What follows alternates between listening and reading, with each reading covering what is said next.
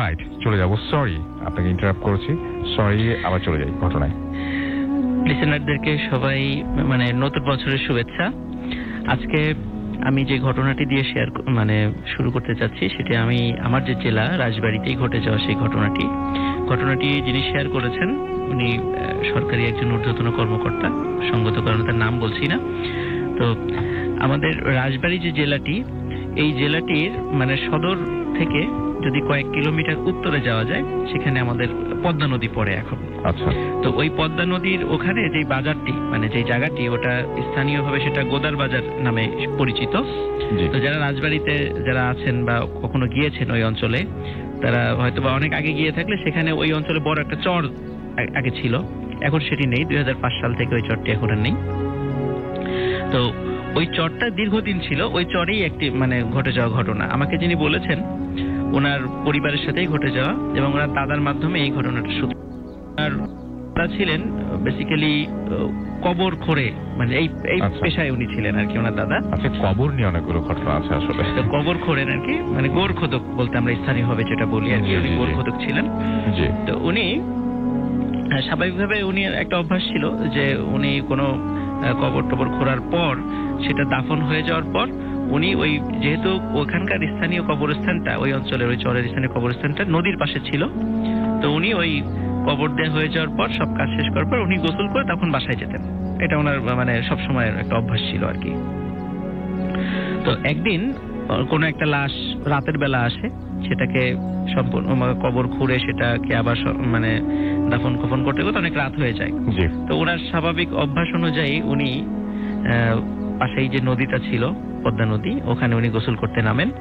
আর তখন ছিল বর্ষাকাল আর কি। তো উনি গোসল করে যখন উঠে আসবেন, হঠাৎ করে উনার পায়ের কাছে অনুভূত হয় যে কিছু একটা পার কাছে ঠেকছে আর কি। তো উনি একটু ডুব দিয়ে জিনিসটা তোলার চেষ্টা করেন।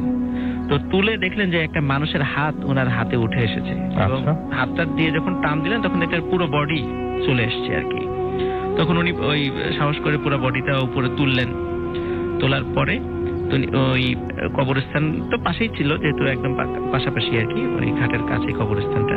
তো ওখানে আনার পরে উনি আবার পাশে গিয়ে কিছু লোকজনের বাড়ি যারা ছিল স্থানীয়, তো কয়েকজনকে ডেকে নিয়ে আসলেন যে এরকম একটা লাশ পেয়েছি, তোমরা একটু আসো। তো সবাই এসে দেখলেন যে মোটামুটি তারা আন্দাজ করলেন যে লাশটি হয়তো বা 2 দিনের পুরানো লাশ এরকম হবে আর কি। তো কাকতালীয় ভাবে ওই সময় ওই গ্রামে রাজবাড়ী সদর যে থানাটা ছিল, ওখান থেকে কিছু পুলিশের একটা টহল টিম এসেছিল, কোনো একটা বিষয়ে কোনো চোর বা আসামি ধরার জন্য আর কি। তো ওনাদের কাছে যখন খবর যে একটা লাশ উদ্ধার হয়েছে, স্বাভাবিক আইন অনুযায়ী এ ধরনের কোনো লাশ যদি পাওয়া যায় সেটাকে পোস্টমর্টেম করতে হয়, বেশ কিছু আইনানুগ প্রক্রিয়া রয়েছে, তারপরে সেটাকে দাফন কাফনের ব্যবস্থা করতে হয়। তো পুলিশরা দেখলেন যে এত রাত, এবং ওনাদের কাছে ওই সময় ওনারা তো অপ্রস্তুত ছিলেন যে এরকম একটা কিছু পাওয়া যাবে, লাশটা আবার নিয়ে যেতে হবে। তখন ওনারা স্থানীয় কয়েকজনকে বলেন, আপনারা একটা বাঁশের মাথাটা এই ধরনের কিছু তৈরি করেন, লাশটা আমরা নিয়ে যাই, নিয়ে পোস্টমর্টেম করার পর তখন দেখা যাবে এটাকে কি করা যায়। তখন ওনারা জিজ্ঞেস করলেন লাশটা পেয়েছে কি। দেখা গেল যে গোর খোদক আর কি, উনি পেয়েছেন। তখন বলে, তাহলে আপনি আমাদের সাথে একটু চলেন, একটু সহযোগিতা করেন। তখন উনিও লাশের সাথে গেলেন। লাশের সাথে যাওয়ার পর ওখানে রাজবাড়ী সদর জেলে, তখন তো যোগাযোগ ব্যবস্থা তো ভালো ছিল না, যদিও খুব কাছাকাছি, মোটামুটি ওই ডোম যে আসবে লাশ কাটা ঘরে, সকাল হয়ে গেছে আর কি। সকাল হয়ে যাওয়ার পরে এখন ডোম এসে বলছে যে তার কোনো সহযোগী আসে নাই, তো এখন সহযোগী ছাড়া তার কাজ করতে একটু অসুবিধা হবে। তখন পুলিশরা যারা ছিলেন তখন বললেন যে ভাই, আপনি তো খুব সাহসী লোক, ওই যিনি গোরখোদক আর কি, তা আপনি ওনাকে একটু সহযোগিতা করেন, আর ডাক্তার তো থাকবেনই ওখানে উপস্থিত। তো ভালো কথা, যখন ওই দিনের বেলায় আর কি লাশ কাটা ঘরে লাশ নিয়ে গেল, তখন লাশ কাটা হচ্ছে, ডাক্তার উপস্থিত ছিল, ডোম যিনি উনি লাশ কাটছিলেন। হঠাৎ করে ওই যে ব্যক্তি যিনি গোরখোদক আর কি, উনি লক্ষ্য করলেন লাশের এক হাত শেক করছে, নড়ছে। আচ্ছা। তো উনি চমকে উঠলেন, চমকে উঠে পাশে ডাক্তারকে বললেন যে ডাক্তার সাহেব দেখেন এই লাশের হাতটা নড়ছে কেন। ডাক্তার বললেন, কই না তো, লাশের হাত তো নড়ছে না, আমি তো তাকিয়ে আছি, কখনো নড়াটা তো দেখলাম না। ডোমও একই কথা বললেন। তখন উনি বলছেন হয়তো বা ওনার চোখে ভুল লেগেছে আর কি, এরকম হতেই পারে। তো উনি কয়েকবারই এটা দেখেছেন যে হাতের এক হাত একটু নড়ছে, উনি বারবারই বলেছেন। শেষ পর্যন্ত ডাক্তার বিরক্ত ওনাকে ধমক দিয়ে চুপ করিয়ে দিলেন যে আপনি কখনো এই স্থানে আসেননি, আপনার মাথাটা নষ্ট হয়ে গেছে, আপনি চুপ থাকেন।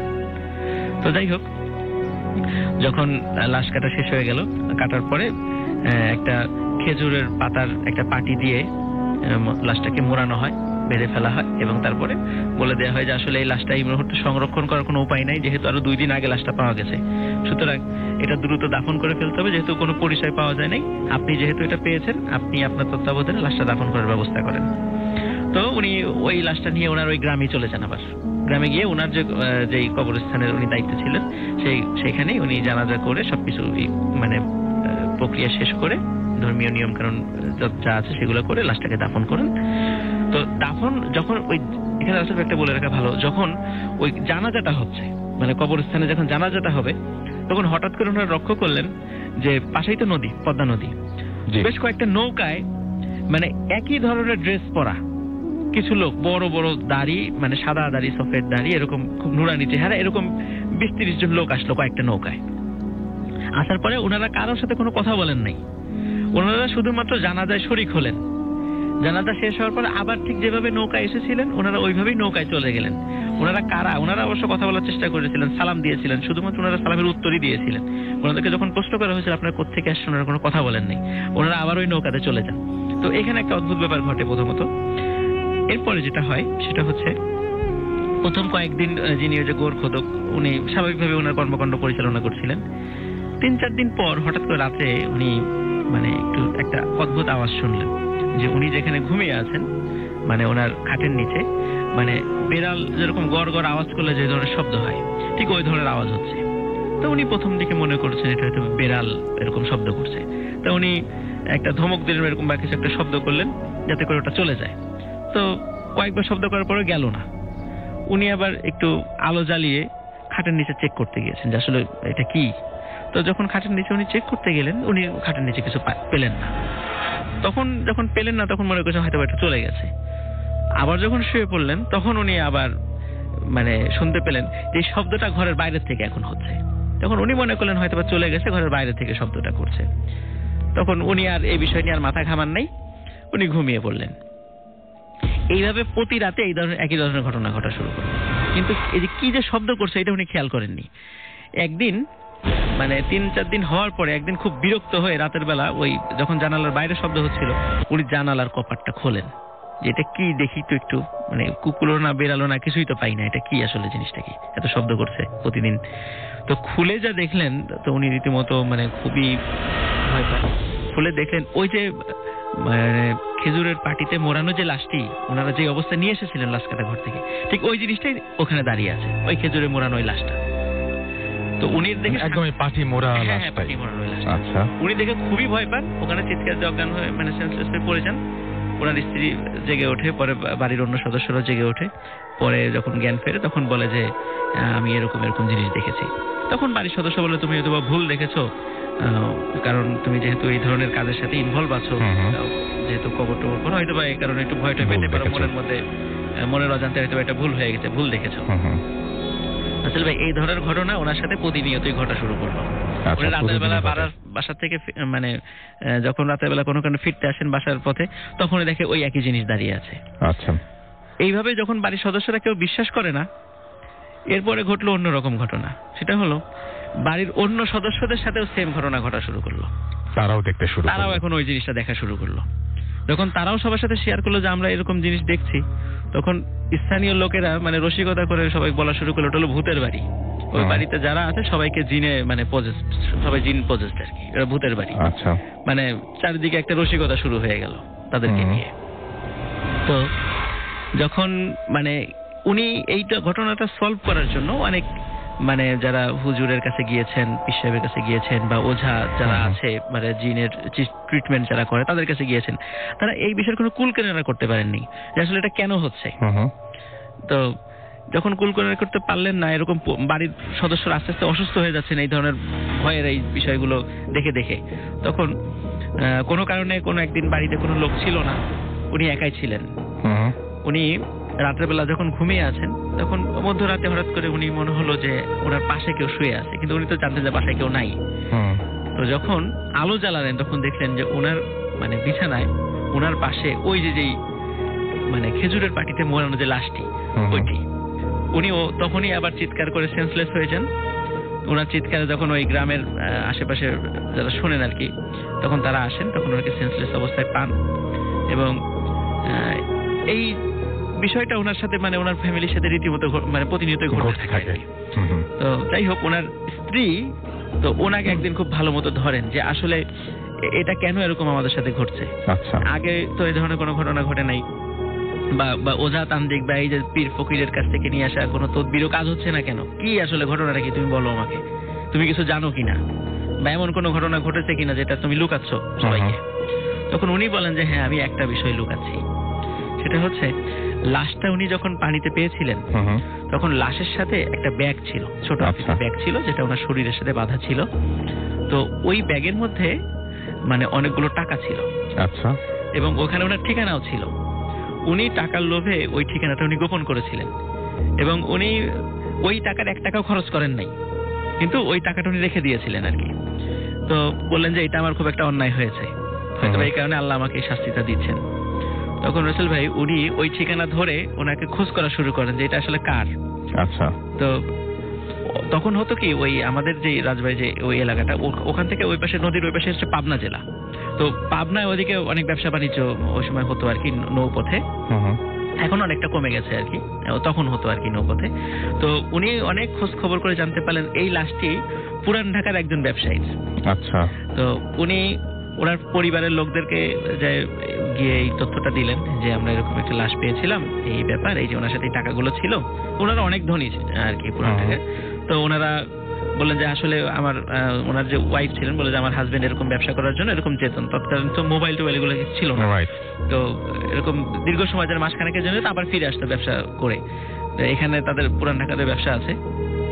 তো আমরা অনেকদিন যখন যোগাযোগ করতে পারছি না, তখন আমরা খুব চিন্তিত হয়ে গেছিলাম। তখন তার পরিবারের লোকজন খুব মানে শোকে মানে ভেঙে পড়ে আর কি।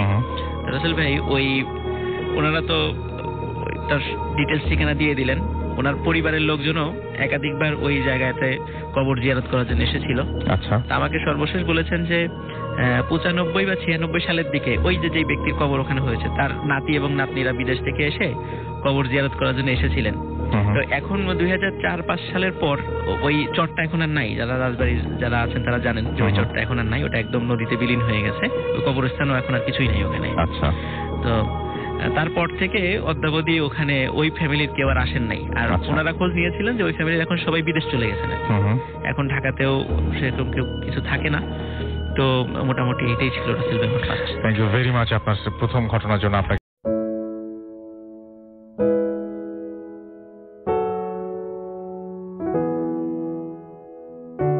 আমরা চলে যাচ্ছি ডক্টর আলিফের ঘটনায়। আসসালামু আলাইকুম এভরিওয়ান, হ্যাপি নিউ ইয়ার।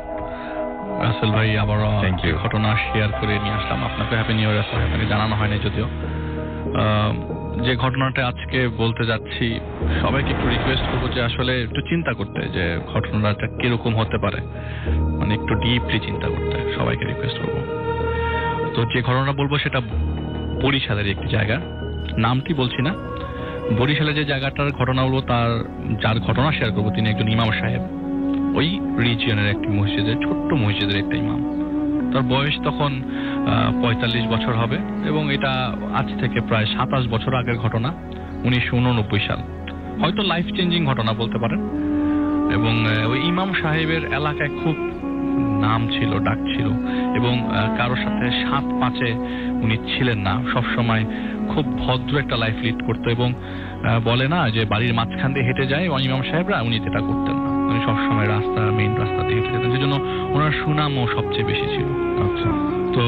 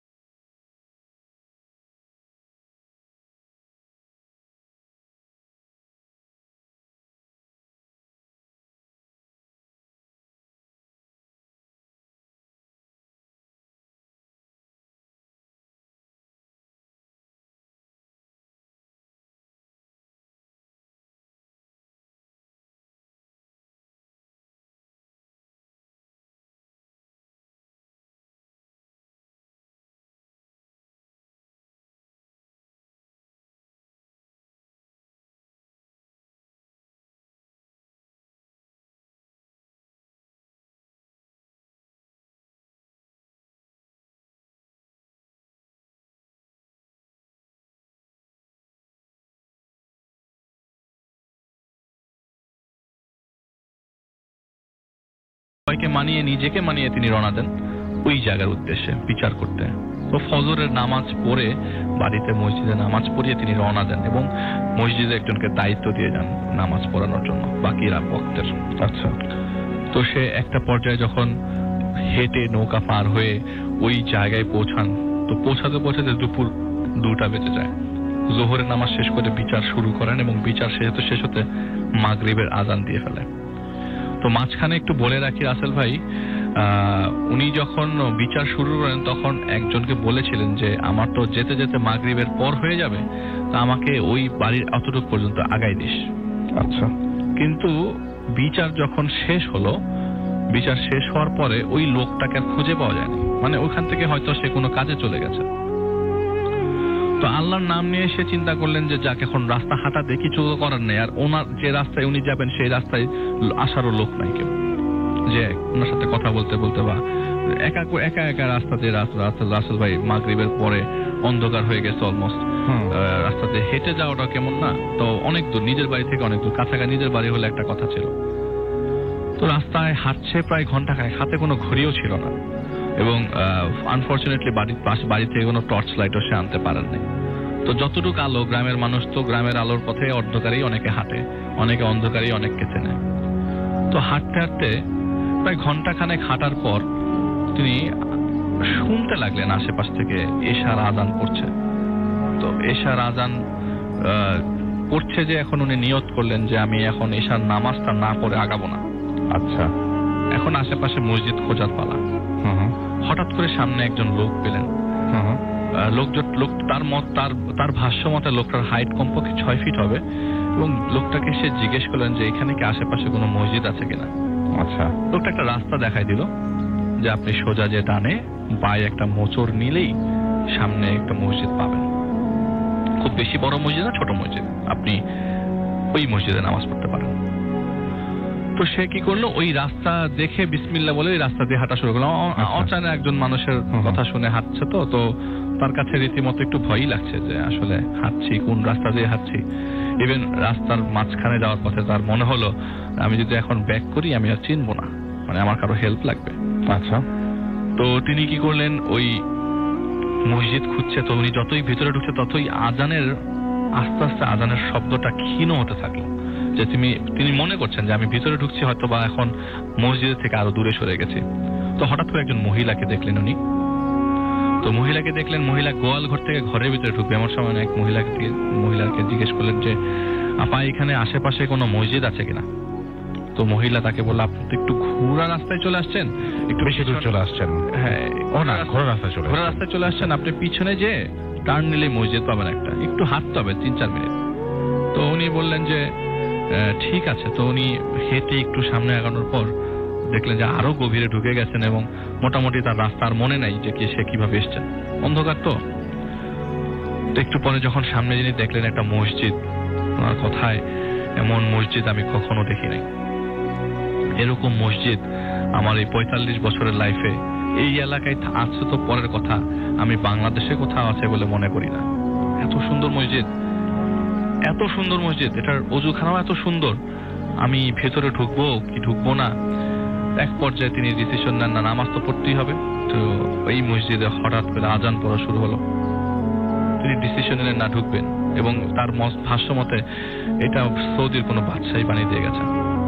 কিন্তু আসলে এরকম মসজিদ ওইখানে যদি থাকতো তাহলে ওনার ফ্রেন্ডরা, ওনার পরিচিত লোকজন সবাই জিকির করতো যে এখানে একটা মসজিদ আছে সুন্দর, কিন্তু এরকম কোনো মসজিদের কথাও সে কখনো শোনে নাই। তা আমি জিজ্ঞেস করলাম যে চাচা আপনি যে মসজিদটা দেখছেন সেই মসজিদটা সম্বন্ধে আপনার ধারণা কি? লোক দুইটা তো হলে কি ভুল বললো? তো উনি আমাকে বললেন যে আরে ধুর মেয়ে, আমি তো এক্সপেরিয়েন্স, তাই না নাকি, আমি তো জানি কে মানুষ কে খারাপ, কে ভালো কে মানুষ কে মন্দ, কে মানুষ না, এটা তো অ্যাটলিস্ট বুঝি। তো তার কথাটা একটু ডিফারেন্ট ভাবেই আমি নেই যে অ্যাটলিস্ট সে অনেক কিছু জানে, অনেক কিছু বোঝে। সেই মসজিদে সে বললে যে ঘটনা শোনেন। তো সে যখন বললো মসজিদের ভেতরে আমি যখন ঢোকার পরে এত সুগন্ধ, এত সুন্দর আলো মসজিদে, ওই বাতি কিনবে আমাদের মসজিদে মনে হয় বাতির দামের মসজিদ, আমি যে মসজিদে নামাজ পড়াই, এত সুন্দর মসজিদ, এত সুন্দর আলো। আমি কি করলাম, এত ঠান্ডা, এই গরমের মধ্যে আমি সারা শরীর ভেবে আমার ঘাম পড়ছে। আমি মসজিদে ঢোকার পর আমার সব ক্লান্তি দূর হয়ে গেল, আমি বসে পড়লাম। তিনি তখন চিন্তা করলেন যে একটু রেস্ট নিয়ে সুন্নতের নামাজ পড়বেন। তো তার সুন্নতের নামাজ পর্যন্ত মসজিদে একটা কাকপক্ষী ঢোকে না, একজন মুয়াজ্জিন ছিলেন, কিন্তু তার শরীর, তার মাথা কিছুই দেখা যাচ্ছে না, কিন্তু আযান করেছে তার সামনে। যে একজন অবয়ব দেখতে পাচ্ছে, উনি আযান দিচ্ছেন, আযান শেষ হলো, উনি বিশ্রাম নিলেন কিছুক্ষণ, 5 থেকে 10 মিনিট, এরপরে সে সুন্নতের নামাজ পড়লেন। রাসেল ভাই সুন্নতের নামাজও তার পড়া শেষ করতে ইচ্ছা করছে না, তার এত আরাম লাগছে, ভালো লাগছে এত বেশি। সে যখন সুন্নত শেষ করলেন, হঠাৎ করে মানে ফরজ নামাজের প্রিপারেশন নেবেন, কেউ নাই তো তখন নিজের নামাজ পড়তে হবে, কেউ তো নাই, কাউকে তো পাচ্ছে না উনি, তাহলে নিজেরই ফরজ নামাজটা পড়ে ফেলতে হবে। এই চিন্তা করতে করতে রাসেল ভাই পুরা মসজিদ জুড়ে অনেকগুলা মানুষ ঢুকলো। কিছু জিনিস আমি হিন্ট দিই। গ্রামের মসজিদে রাসেল ভাই রাত 8টা মানে অনেক রাত, আর সেই সময় ঈশার ওয়াক্তের জামাতে এক কাতার পুরা হয় না কমপ্লিটলি, সবসময় এক কাতার নরমালি পুরা হয় না গ্রামের মসজিদে। আচ্ছা, আমি নিজেও দেখছি এখনকার সময়, আর আগে তো অনেক আগে মানুষ রাতের সময় অত মানে ঈশার ওয়াক্তে অত মানুষ হয় না, প্রথম কাতার ভরতে কষ্ট হয়ে যায়। কিন্তু ওইখানে রাসেল ভাই যখনই তার সুন্নত শেষে ফরজ শুরু করবে, মসজিদে দলে দলে মানুষ ঢুকলো, সবারই কাপড় সেম, সবারই চেহারা সেম, সবাই দাঁড়িয়ে গেল কাতারে। কি আশ্চর্য রকম তার সাথে ঘটছে। সে বলছে যে যাই হোক, জীবিত আছি না, জীবিত আছি তো অনেক বেশি, আমি তো জানি আমার ভিতরে রূহ আছে, যাক ওনাদের সাথে নামাজটাই পড়ি, নামাজই তো পড়বো, মসজিদ তো আল্লাহর ঘর। তো তাকে ইশারায় লোকজন দেখিয়ে দিল আপনিই জামাত পড়ান। মানে হঠাৎ করে যখন উনি পড়তে যাবেন, ইশারায় মিম্বরের দিকে হাত দেখিয়ে দিল আপনি জামাত পড়ান। তো সে যখন জামাত পড়ালো, দেখি আমি নামাজ যে শেষ করছি, কেন নামাজ শেষ হলো এটা বারবার আক্ষেপ লাগছিল, কিন্তু বাড়ির দিকে মনটা পড়ে আছে যে আমার ছেলেটার শরীর খুবই খারাপ, আমাকে যেতে হবে বাড়িতে। তো সে নামাজ শেষ করে ভেতরের নামাজ পড়ে বের হবে, এমন সময় লোকজন তাকে আঁকড়ে ধরলো। সবাই মনে করছে যে তাকে হার্ম করছে, না, আঁকড়ে ধরে তাকে খেয়ে যেতে বলছে সবাই, রাতের খাওয়াটা তাদের সাথে খেয়ে যেতে। এখন তিনি মনে করছে যে আমার সাথে যা ঘটছে তা অবশ্যই সাধারণ কোনো ঘটনা না, অলৌকিক ঘটনা এবং ডিফারেন্ট ঘটনা, এটার সাথে আমি নেগেটিভ হলে কোনো ধরনের ক্ষতি আমার হতে পারে, তাই না বলি আমি আসলে খেয়ে যাই, আর পেটের প্রচন্ড ক্ষুধা। আচ্ছা, তো সে সবার সাথে গোল হয়ে, তার সামনে অনেক খাওয়া আসতে থাকে, তো সবার সাথে গোল হয়ে বসে খাওয়া। রাসেল ভাই একটা মুখে এক লোকমা মুখে দেয় আর বলে যে আমি এরকম লোকমা আগে কখনো দিয়ে খাই নাই, এই খাওয়া আমি জিনিস কি আমি জানি না, এত ফল কিন্তু কামড় দিলে আমি ডিফারেন্ট টেস্ট পাচ্ছি, এত টেস্টি খাওয়া, এত মজার খাওয়া আমি কখনো খাইনি। মনে করতে পারেন এখনই তো মসজিদে নামাজ শেষ, ঘটনা শেষ না। তিনি মসজিদ খুঁজতে বেরিয়ে গেছিলেন, সেই জায়গায় চলে যান। আচ্ছা, দিয়ে আসছিলাম, এখন এই দিক দিয়ে রওনা দিতে হবে। সে একা রাস্তা দিয়ে হাঁটছে, আধা ঘন্টা পর হঠাৎ করে দৌড়ে একটা ছেলে তার পা ধরে বসলো, খালি গায়ে একটা ছেলে তার পা ধরে বসলো, এবং তার ও যে পা ধরলো, পা টাচ করলো না, পা গরম হয়ে গেল, যে ছেলেটার হাতে এত টেম্পারেচার কেন? বলে আরে বাবা ছাড়। সে অনেক চেষ্টা করলো, হঠাৎ করে কিছু বুঝতে পারছে না, অন্ধকারে, ঘুটঘুটে অন্ধকার, কিন্তু ওই ছেলেটার মুখ থেকে শুনতে পাচ্ছে যে আব্বা আমারে নিয়ে যান। উনি বললেন যে না, আমার সাথে যা ঘটছে তা মোটেও স্বাভাবিক কিছু না, আমি হাঁটা ধরি, বিসমিল্লাহ করে যা হবে আল্লাহ দেখবে। উনি কিছুক্ষণ পরে এই আব্বা আমাকে নিয়ে যান এই ওয়ার্ডটা শুনতে পায় না, কিছুক্ষণ পরে সামনে যাওয়ার পর উনি ভাবলেন যে আমি সেফ হয়ে গেছি, যাক মোটামুটি এখন নদীর কাছে চলে আসলে মোটামুটি আমি সেফ হবো আর কি। তো নদীর কাছাকাছি প্রায় চলে আসার পর উনি যেটা চিন্তা করেছিলেন যে উনি যখন নদী পার হয় বিচার করতে আসে, তখন একজনকে বলেছিল যে তুই থাকিস, পারলে আমার জন্য অসুবিধা হবে।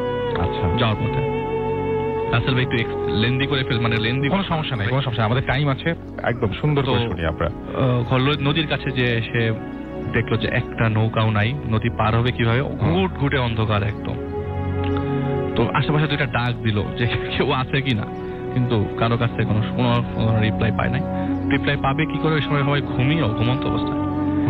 তো রাসেল ভাই সে কি করলো, তার মাথার পাগড়িটা খুলে ওই ঘাসের উপর বিছিয়ে বসলো, কিছুক্ষণ বিশ্রাম নিচ্ছে, যে ফজরের নামাজ পর্যন্ত ওয়েট করি, যতক্ষণ লাগে, যদি দরকারে ঘুমানোর আমি ঘুমাই যাবো, আর আগে কোথাও যাবো না, পিছনেও ব্যাক করবো না, এখানেই থাকি। সকাল হলে তো সকাল তো হবেই, তার বিশ্বাস ছিল সকাল তো হবে। তো কিছুক্ষণ পর রাসেল ভাই কয়েক দল মানুষ তার দিকে আসছিল নাকি ঘাটের দিকে আসছে তিনি বলতে পারেন, ঘাটের দিকেই হয়তো আসছে। তো পিছু দল কয়েক দল মানুষ অনেকগুলা লাগে। আমি তাদের হাইট, আমি তাকে জিজ্ঞেস করলাম বাবা তাদের হাইট বা তাদের সম্বন্ধে আপনি কতটুকু দেখছেন? বলে আমি কি ফিতা নিয়ে মাপছি নাকি, আমি দেখছি অনেকগুলা মানুষ কিন্তু অনেক লম্বা। আচ্ছা, সবাই ঘাটের দিকে আসছে। আসার পরে আমার দিকে সামনে যে লোকটা যাচ্ছিল এমন ভাবে চাহনি দিল, আমার কাছে মনে হচ্ছে যে আমি ওনার এই চাহনি এত আলোর জল, এত আলো ওনার চাহনিতে, আমি এরকম মানুষও কখনো দেখি নাই। এই আলো একজন মানুষের মধ্যে এত ঘুটঘুটে অন্ধকারের মধ্যে পড়তে পারে এটা কখনো ভাবি নাই। আচ্ছা, আমি দেখলাম তাদের সাথে একটা লাশের খাটিয়া আছে এবং একটা লাশ আছে, সঙ্গে করে একটা লাশের খাটিয়া তারা নিয়ে এসেছে। এবং এরা হচ্ছে সেই মানুষজন যারা তার পেছনে নামাজ পড়েন। রাইট। তো তার জিনিসটা একটু ধারণার চেঞ্জ হতে থাকে যে আমার ক্ষতি হতে পারে এখন। তো তাদের পূর্বপুরুষরা কি করতো, সূরা পড়ে চারিপাশে একটা রাউন্ড করে নিত যাতে তাদের বিপদ না হয়। তো তিনি আমাকে এটা ডিটেলসটা বলেন নাই, আমি যতটুকু জানি যে ওই মুহূর্তে সে তার চারিপাশে একটা রাউন্ড করে নেয়, রাউন্ড করে নিয়ে দোয়া পড়ে। তো ওনাদের বলতে থাকে দেখেন এটা কেন করেন, হয়তো তার নিজের সেফটির জন্য। আচ্ছা, তার মনে হতে থাকে যে তারা আমাকে ক্ষতি করতে পারে, কিন্তু আউট অফ নোয়ার তার সাথে যা ঘটছে এটা তো তার সাথে আগে কখনো ঘটেই নাই। রাইট। তো উনি যেসব আগে কাজ করেছেন মনে করতে পারে যে অনেকেই তো অনেক আসে না যে জিন ধরে নিয়ে আসে যে আমাদেরকে জিনে ধরেছে বা ছুটে দাও, ইমাম সাহেব তো অনেকেই এরকম কেস অনেক দেখে থাকে। তো মনে করতে পারে যে আমাকে খারাপ কিছুই আমার সাথে হচ্ছে। সে বলতে থাকে যে আপনারা কোথাকার, ওখান থেকে কোনো জবাব আসে না। আচ্ছা, তিনি আবার জিজ্ঞেস করেন আপনারা কোথাকার, তো তারা কিছু বলছে না। আবারও জিজ্ঞেস করলো আপনারা কোথায় যাবেন। হঠাৎ করে একটা লোক পিছন থেকে বলে উঠলো আমরা আপনার বাড়ি যাব। ও মাই গড, আমরা আপনার বাড়ি যাব। তো উনি জিজ্ঞেস করলো যে এই লাশ কিসের? তখন উনি বলে এটা আপনার ছেলের লাশ। মাই গডনেস। তো উনি বলে যে দেখেন আমি আসলে ক্ষতি করতে চাই না কাউকে, আসলে আমার নিজেরই ভয় লাগছে। হ্যাঁ, এটা চমৎকার একটা ঘটনা, এটা তো আমার খুব ভয় লাগছে। দেখো আমাকে ভয় দেখায়ও না বা নিজেরাও ভয় পেও না। তোমরা যদি কোনো কিছু জানো আমি অনেক কিছু জানি, আমার এখান থেকে চলে যাও। এটা বলতেই তারা কি করলো, আস্তে আস্তে পানির নিচে চলে গেল, নদীর মধ্যে ঢুকে গেল রাসেল ভাই, পানির ভেতরে ঢুকে গেল হঠাৎ মানে ওই ওনাদের কোনো রেসপন্স না দেখে একটা জিনিস উনি বলেছিল তো আপনি আমাদের সাথে চলেন। এটা আমি আপনাকে তখন বলেছি, আপনি আমাদের সাথে চলেন।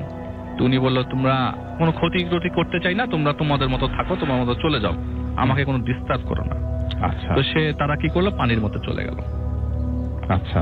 আর আলী হাসান সাহেব যে ইমাম সাহেবের ঘটনা বলছে সে তার মতো বসে রইল। ফজরের আজান দিল, ফজরের আজান যখন পড়ে গেল তিনি তার ওই যেটার উপরে বসেছিলেন সেটার উপরেই নামাজ আদায় করলেন, কারণ তিনি আর মসজিদ খোঁজার রিস্ক নিলেন। রাইট। তো হঠাৎ করে ফজরের পরে কিছুক্ষণ পর নামাজ শেষ করার কিছুক্ষণ পর তিনি দেখতে থাকলেন মানে অন্ধকারের মধ্যে উনি যতটুকু আলো মানে ফজরের আজান পড়ার পর হালকা আলো চলে আসছে, তখন তিনি দেখতে পাই যে দূরের থেকে একটা নৌকা ঘাটের দিকে আসছে এবং সে চিৎকার করে জিজ্ঞেস করলো নৌকার মাঝিকে। তো মাঝি যখন রিপ্লাই দিল ভয়েস, তিনি কনফার্ম করলেন যে না এই আমার পরিচিত মাঝি, ওনার নাম স্বপন মাঝি, ওনাদের বাড়ির লোক। আচ্ছা। এবং স্বপন মাঝিও চিৎকার করে জিজ্ঞেস করলো, যখন তার ভয়েস পেলো সেও কনফার্ম করলো যে ইমাম সাহেব এটা। তিনি আর রিস্ক না নিয়ে তাকে উঠালেন এবং আশেপাশে কোনো কাস্টমার না পেলে শুধু ইমাম সাহেবকে নিয়ে রওনা দিলেন বাড়ির দিকে। আচ্ছা। প্রায় 3 ঘন্টা মতো হয় তাকে নৌকাতে সফর করতে হয়। সকাল 8টার দিকে তার সিন্ধি বাড়িতে পৌঁছান। বাড়িতে পৌঁছানোর পথে, বাড়ির যাওয়ার পথে সবাই মনে করেন রাসেল ভাই সিম্প্যাথি, সে বুঝে নাই, সবাই তাকে হাত বুলিয়ে দিচ্ছে, মাথায় বুলিয়ে দিচ্ছে, কোনো মানুষ তাকে জড়ায় ধরতেছে। আর যতই বাড়ির দিকে যাচ্ছে ততই মানুষের আনাগোনা দৌড়াচ্ছে সবাই বাড়ির দিকে, তার বাড়ির দিকে। তো তার বাড়ি যখন পৌঁছে যায় তিনি, তো সব ভিড় ঠেলে তিনি তার মনের মধ্যে তখনই খটকা লেগে যায় যখন সবাই আদর করছে, হঠাৎ করে আদর করছে কেন, হঠাৎ করে তার মাথায় হাত বুলিয়ে তোমার জড়িয়ে ধরছে কেন, বুঝে যায় তো বাড়িতে কোনো একটা ঘটনা ঘটে গেছে। তো এত খারাপ ঘটনা ঘটবে সেটা এখন তিনি কখনো ভাবেন নাই। সে বাড়িতে পৌঁছায়, দেখে যে উঠোনের মধ্যে তার ছেলের লাশ পড়ে আছে, লাশটা ফোলা এবং ফাঁপা। তার কথা হচ্ছে যে আমি তো আসলে এত কিছু খেয়াল তখন করতে পারে নাই, আমার সাথে যেহেতু ঘটনায় শেয়ার করেছে রাসেল ভাই, উনি বলেছেন যে ফোলা ফাঁপা কেন থাকবে, আমি তো জ্বর দেখে গেছি কথা না। হ্যাঁ, সেটাই ঘরের মধ্যে। তো ওই জ্বর এতই বেড়ে গেছিল, ওনার ওয়াইফ পরে বলেছেন যে জ্বর এতই বেড়ে গেছিল যে রাসেল ভাই ওই ছেলেটা পাগল হয়ে পুকুরের ঘাট পানিতে ঝাঁপ দেয়, ডুব দেয়। ছেলেটা যে সাঁতার পারে না তা না, 14 বছরের ছেলে। এবং কখন ডুবটা দেয়? ফজরের নামাজের সময় রাসূল ভাই। এক্স্যাক্টলি। ফজরের যখন আজান দিবে তার কিছুক্ষণ আগে ডুব দেয় এবং তার নিজের আপন চাচাতো ভাই তাকে ডুব দিয়ে আনতে যায়। ছেলের লাশটা পুরো পুকুরটা খুঁজে পায় না, 3-4 জন মিলে নামে, পুকুরটা খুঁজে পায় না, কিন্তু ফজরের নামাজ পড়া শেষ, যখন আজান দেওয়া শেষ, নামাজ পড়া শেষ, ফজরের নামাজের শেষ হওয়ার প্রায় 10 থেকে 15 মিনিট পর আস্তে করে লাশটা ভেসে ওঠে একা একা। তো পরে লাশ তো উঠানো হয়, তো বুঝতেই পারছিল যে আসলে লাশ, তাদের ধারণা লাশটা তো মাটির নিচে ঢুকে গেছিল, খুঁজে পায়নি, কারণ পানির নিচে তো কতক্ষণ থাকা যাবে আসলে ভাই, তাও কতদিন আগের ঘটনা। অনেকেই নামে পানিতে, কেউ খুঁজে পায় না, বাঁশ নিয়ে নামে, অনেকেই নামে, কেউ খুঁজে পায় না। তো পরে তার নিজের ছেলের লাশ নিজেই ধোয়ান, নিজেই কাফনের কাপড় পেঁচান, নিজেই ধোয়া পরেন, নিজেই দাফন করেন, নিজেই জানাজা পড়ান রাসেল ভাই। এবং সে কালে ইন্টারকানেক্ট করলেন যে আমাকে যে বলেছিল, আমি জিনিসটা একটু মিলানোর চেষ্টা করি, উনি জিনিসটা একটু মিলিয়েছিলেন যে আমাকে যে বলেছিল চল আমাদের সাথে, তাহলে আমি কি তাদের সাথে গেলেই পারতাম নাকি আমি গেলেই মরতাম?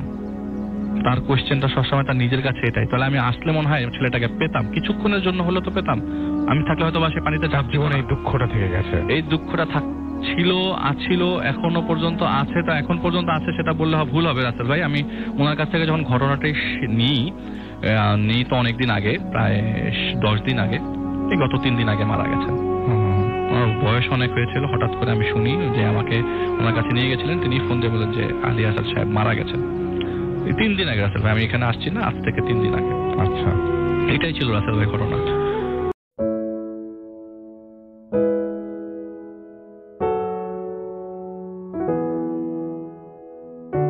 একটা বড় ঘটনা দিয়ে শুরু করতে চাই, তো আমরা একটা ঘটনা শুনে আসি। থ্যাংক ইউ রাসেল ভাই, happy new year to everyone. এই ঘটনাটা শেয়ার করবো হচ্ছে পুরান ঢাকার ঘটনা রাসেল ভাই, উর্দু রোডের ঘটনাটা আমার সাথে শেয়ার করেছেন মাসুদ ভাই। উনি পুরান ঢাকাতেই জব করেন। আমি দেখলাম যে আপনি কথা বলছেন ওভার দ্য ফোন এখানে এসেও। উনি অ্যাকচুয়ালি, আমি কয়েকদিন আগে পুরান ঢাকায় গিয়েছিলাম, একটা মানে অনেকদিন ভৌতিক ঘোরাঘুরি হয় না আর কি, ভৌতিক গল্প কালেক্ট করা এসবে, তো তখন মাসুদ ভাই কাহিনীটা শেয়ার করেন আর কি। আচ্ছা, ওনার এক কাজিনের ঘটনা আর কি। আচ্ছা, তো ঘটনা চলে যায় রাসেল ভাই। জি, আচ্ছা। তো মাসুদ ভাইয়ের এক কাজিন হঠাৎ করে মারা যায় আর কি। তো উনি কাহিনীটা শোনেন ওনার কাছে, মানে ফোন কল পান যে ওনার এক কাজিন মারা গেছে। আর এই কাজিন মারা যাওয়ার পর উনি সন্ধ্যার পরে, ঠিক সন্ধ্যার পর উনি উর্দু রোডে চলে যান ওখানে আচ্ছা দেখার জন্য। তো ওনার সাথে একটা বন্ধুকে নিয়ে উনি যান। যে যখন ওই বাসাটার সামনে থামেন, বাসাটাকে কেমন জানি প্রথমেই কেমন নীরব একটা ভাব লাগছিল আর কি ওনার কাছে। পুরো বাড়িটাই মনে হচ্ছে যে একটা থমথমে ভাব বিরাজ করছে আর কি। তো বাসার নিচে মোটরসাইকেল রেখে উনি ওনার ফ্রেন্ডকে নিয়ে বাসায় ঢুকে আর কি। 3 তলা বাড়ি। তো যখন সিঁড়িতে উঠছে ওই সময়টাই ওনার শরীরটাতে মনে হচ্ছে যে একটা ঝিম করে একটা, মনে হয় কিছু একটা, মানে লাইক আমাদের যেমন অনেক সময় দেখা যায় গুজ বাম্প হয় রাসেল ভাই, কাইন্ড অফ লাইক দ্যাট, এরকম একটা ভাব হয় এবং পুরো শরীরটা ওনার ঝিম করে ওঠে এবং ভারী হয়ে যায়। তো উনি সিঁড়িতে উঠছে, ওনার কাছে মনে হচ্ছে যে বিশাল ক্লান্ত, উনি মানে ঘুমিয়ে পড়বেন এরকম একটা ব্যাপার। আচ্ছা, এরকম করে উপরে উঠছেন উনি, আর সাথে তার বন্ধু। তো উনি ওনার বন্ধুকে জিজ্ঞেস করেন যে তোর কি কোনো ইফেক্ট হচ্ছে, মানে আমার খুব খারাপ লাগতেছে কেমন জানি। তো বন্ধুটা বলে না, আমার তেমন কিছু লাগতেছে না। যাই হোক, তো উনি নিজেকে মনে করেন যে উনি হয়তো টায়ার্ড বা কিছু একটা, বা ওনার কোনো কারণে খারাপ লাগছে। তো উনি বাসা উঠে যান। তো উঠে যেয়ে দেখেন যে যথারীতি মানুষ মারা গেলে বাসায় যেমন হয়, মানুষ কাঁদছে এবং ওনার সেই কাজিনটাকে মানে শুয়ে রাখা একটা ইসের উপর, খাটিয়ার উপরে। তো উনি এক সময় দেখছেন যে অনেকেই কাঁদছেন আর কি। এর মধ্যে আজকে ম্যাক্সিমাম ঘটনা মরা মানুষের ঘটনা। হ্যাঁ, এটা কোইন্সিডেন্ট আসলে, তাই কিন্তু ভালো লাগছে জন্যই। হ্যাঁ, তো উনি দেখছেন যে ওনার ফুপুরা কাঁদছে, তার মধ্যে একজন বলছে যে বিলাপ করে যে একা থাকতে চাইতো না, ওর বলতে ওর ভয় লাগতেছে এরকম। উনি কথাগুলো ওনার কানে যায়, বাট উনি জিনিসটাকে আসলে তখন খুব একটা আমলে নেন না। তো উনি মানে ওই লাশটা দেখতে চান আর কি। আচ্ছা, তো লাশটা দেখতে চান, তো লাশের মুখের উপর থেকে আপনার কাপড়টা নামায় গলা পর্যন্ত আর কি, যতটুকু দেখায়। তো উনি খেয়াল করে হঠাৎ করে একটু ওনার কাছে জিনিসটা অড লাগে বা একটু ডিফারেন্ট লাগে যে পুরা লাশের মুখটা নীল রং, মানে নীলচে বর্ণ ধারণ করছে। যদিও উনি শুনছে যে আপনার এই মৃত্যুটা হয়েছে স্ট্রোক করে, স্ট্রোক করে মারা গেছে। এরকম হওয়ার কথা না, এটা সাধারণত দেখা যাচ্ছে যে কোনো বিষের প্রভাবে বা এরকম কিছু একটা তো হয়, things like that, but looks odd আর কি। নীলচে বর্ণ এবং ঠোঁটটা কালচে, এবং ওনার কাজিন নাকি সিগারেটও খেত না, বয়সও তেমন বেশি না। যাই হোক, তো উনি দেখে এক কেমন একটা ধাক্কার মতো খায়। এই অবস্থায় উনি দেখে আবার ফিরে আসতে থাকে, ওনার মাথার মধ্যে ওরকম জিনিসটা ঘুরছে এবং বেশ ওনার শরীরটা ভারী হয়ে গেছে আর কি। তো উনি নিচে চলে আসে, এসে যখন ওনার বাইকটা স্টার্ট দিতে যায় দেখে যে বাইকে মানে আপনার কোনো নেই, পাওয়ার নেই, মানে এমনকি চাবি ঠোকানোর পরে বাইকের মানে আপনার এই ড্যাশবোর্ডে লাইট জ্বলতেছে না, সবকিছু মানে পুরোপুরি এটা ডেড। তো উনি একটু আগে চালা আসছি, বাইকটা ওয়েল মেনটেইন বাইক, সবসময় উনি এটা মেনটেইন অবস্থায় রাখে, এরকম করে পুরো মানে ইলেকট্রিক্যালি শাটডাউন সাধারণত করে না বাইক। হ্যাঁ, তো দেখে পুরো ইলেকট্রিক্যালি শাটডাউন এবং বাইকটা বেশ মানে হয়ে গেছে, মানে কোনো শব্দই করছে না। আচ্ছা, তো উনি এই অবস্থায় ওনার বাইকটাকে ঠেলে ঠেলে নিয়ে আসতে থাকে। তো আস্তে আস্তে ওই যে গলিটাতে মানে ঘটনা ঘটছে সেটা থেকে যখন বের হয়ে আসে বাইকটা নিয়ে ঠেলে এসে, তো উনি কি মনে করে ওনার খুব ক্লান্ত লাগতে থাকে, এই অবস্থায় উনি বাইকটা স্টার্ট দেয়। আচ্ছা, আরেকবার করে তাকে সাথে সাথে মানে বাইকটার মানে চাবি ঘোরানোর সাথে সাথে লাইটটা জ্বলে উঠছে এবং বাইকটা স্টার্ট হয়। আচ্ছা, তো জিনিসটা ওনার কাছে খুব মানে খারাপ লাগে এবং ওই দিন রাতে যখন বাসায় ফিরে আসে তখনও তার এরকমই খারাপ লাগতে থাকে, মানে শরীরটা ভার হয়ে আছে, কেমন ডিফারেন্ট, এবং কিছু দুঃস্বপ্নের মতো দেখে রাতে ঘুমের মধ্যে। তো পরদিন, ওই দিন আর জানাজা হয়নি রাসেল ভাই, পরের দিন ওই ইসের রাসে জানাজা হবে। তো উনি ওই বাসায় ফেরত যায় আর কি। আচ্ছা, বাসায় ফেরত যায় এবং যে ওনার আরেক কাজিনের সাথে ওই জানাজা পড়ার পর ওনার এক কাজিন বলতেছে যে ওই অমক ভাই আর কি, যার নামটা গোপন রাখতে বলছে উনি, যে উনি আমাকে বলতেছিল আমি যদি ওনাকে ছেড়ে না যেতাম তাহলে আজকে হয়তো উনি মানে ওনার এরকম হতো না। হ্যাঁ, এরকম কিছু একটা বলতেছে। আচ্ছা, তো মাসুদ ভাই খুব কিউরিয়াস হয়ে তাকে জিজ্ঞেস করে যে কি ছেড়ে যেত না, মানে বুঝলাম না। তখন বলে যে আসলে ঘটনাটা কি, যে ওনার ফ্যামিলি তো একসাথে থাকতো, ওয়াইফ এবং বাচ্চা, এবং তারা দেশের বাড়ি গেছিল এবং উনি খুব ভয় পেত একলা। তো এই কারণে আমি ওনার সাথে ওই দিন রাতে ছিলাম। আচ্ছা, যেদিন মারা যায় তার আগের দিন রাতে। তো রাতে আমরা ঘুমায় আসি, একটা পর্যায়ে মানে লাইক ভোর রাতের দিকে আমি আর কি একটু বাথরুমে যাব, তাই আমি মানে একই রুমে ছিল বিছানা। আচ্ছা, আমি চাদরটা খুলে উঠতে গেছি বিছানা থেকে, কাজ আমার বুক সমান নামাইছি চাদরটা। এই সময় আমি তাকাই দেখি যে বিছানার মধ্যে ওই যে ভাই যিনি মারা গেছেন উনি শুয়ে আছেন সমান হয়ে, এবং ওনারই আরেকটা ভার্সন কপি ওই বিছানার মধ্যে বসে আছে। বসে যে উঠছে তার দিকে তাকায় হাসতেছে, মিটিমিটি মানে একটা হাসি ঠোঁটের মধ্যে। এটা দেখে নাকি সে খুব ভয় পেয়ে যায়, মানে কল্পনা করলে তো ভয় লাগে। হ্যাঁ, এবং এটা দেখে ওই যিনি শুয়েছিলেন সে খুব ভয় পেয়ে যায় এবং সে করে কি সাথে সাথে চাদরটা আবার গায়ের মধ্যে টেনে নিয়ে মানে তাড়াতাড়ি শুয়ে পড়ে, মানে আর ওঠে না। তো ঠিক উনি ওইভাবে শুয়ে থাকে, কখন ঘুমায় যায় ঠিক নেই। এখন সকালবেলা উনি তাড়াতাড়ি উঠে যিনি মারা গেছেন তাকে কোনো মতে ধাক্কা দিয়ে বলে কি যে আমি গেলাম বাসায়, বলে চলে যায়। এবং ওই দিনই নাকি এই ঘটনাটা পরে শোনে বিকালের দিকে যে মারা গেছে। আচ্ছা, এবং ওই লাশটা যখন নিয়ে গেছে হাসপাতালে, তারা তো পরে ডিসকভার করে যে এখানে মারা গেছে। হাসপাতাল যখন নিয়ে যায়, হাসপাতালরা বলে যে এখন মরেনি, মারা গেছে অনেকক্ষণ আগে। আচ্ছা, ঠিক আছে। তো পরে উনি নাকি ওনার চাচার কাছে জিজ্ঞেস করে যে মানে আপনারা এই বাসাটা নতুন উঠলেন, উনি এরকম ঘটনা। তো বলে আরে এই বাসায় ওঠার পর থেকে আমাদের যত সমস্যা শুরু হয়েছে, এই বাসায় আগে যার থেকে কিনছি তার বাড়ির মালিকের মেয়ে এখানে গলায় দড়ি দিয়ে মারা গেছিল এবং মানে এমনি দুনিয়ার সমস্যা হতো। এখন মানে তার ছেলেটা মারা গেল আর কি এখানে। আচ্ছা, এটাই ছিল রাসেল ভাই একটা কথা। ওকে,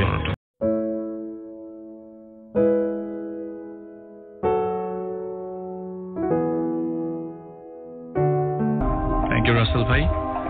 আমার নেক্সট স্টোরিটা শেয়ার করবার পূর্বে আপনাদের একটু ডিস্টার্ব করব। আসলে স্টুডিওতে ঢোকার পরে মোবাইল ফোন তো চালানো যায় না, তো মাম্মার আজকে বার্থডে। একটু উইশ করে হ্যাপি বার্থডে আন্টি, আপনাকে অনেক অনেক জন্মদিন হ্যাপি বার্থডে মা। আমি আসলে তখনই বলতাম, আমি ভুলে গেছিলাম, সরি রাসেল ভাই। No problem, no problem. আসলে অনেক অনেক শুভকামনা আপনার জন্য, নতুন বছর আপনার জন্য অনেক সুন্দর যাক, আশা করবো যে ভালো যাবে প্রতিটা দিন। থ্যাংক ইউ রাসেল ভাই। তো যে ঘটনাটা শেয়ার করবো এটা একটি যমজ বোনের ঘটনা, অনেকদিন আগের ঘটনা রাসেল ভাই। আচ্ছা, ওনারা যখন ক্লাস 8-এ পড়তেন তখনকার ঘটনা। পরিবারে বাবা মা সহ 2 ভাই ছিলেন আর কি, তারা ক্যাডেটে পড়তেন, তারা ক্লাস 8-এ পড়তো তখন। 1983 সালের ঘটনা। বাবা টিএনটিতে চাকরি করতো, তো যখন করতো অ্যাকচুয়ালি আমার নানাকেও তিনি চিনেন, তার বাবা চেনেন আর কি। এতটাই মানে উনি ঘনিষ্ঠ ছিলেন। হ্যাঁ, মানে উনি এতটাই রিনাউন আচ্ছা আচ্ছা টিএনটি। তো 83 সালের সেই ঘটনাতে চলে যাই। তো তারা তো কোয়ার্টার পায় গভর্নমেন্টের, সেই গভর্নমেন্টের কোয়ার্টার আবার 2 তলা। আচ্ছা। তো 3 তলা অর্ধেক ছাদ অর্ধেক ফ্ল্যাট আর কি, তাদেরকে সেখানে থাকতে দেয়। তো রাসেল ভাই বলি ইলেকট্রিসিটির একটু ঝামেলা ছিল ওই সময়, থাকতো মানে সারাদিন থাকতো কতবার সেটাই গোনা যেত আর কি। আচ্ছা। মোস্ট অফ দ্য টাইম থাকতো না।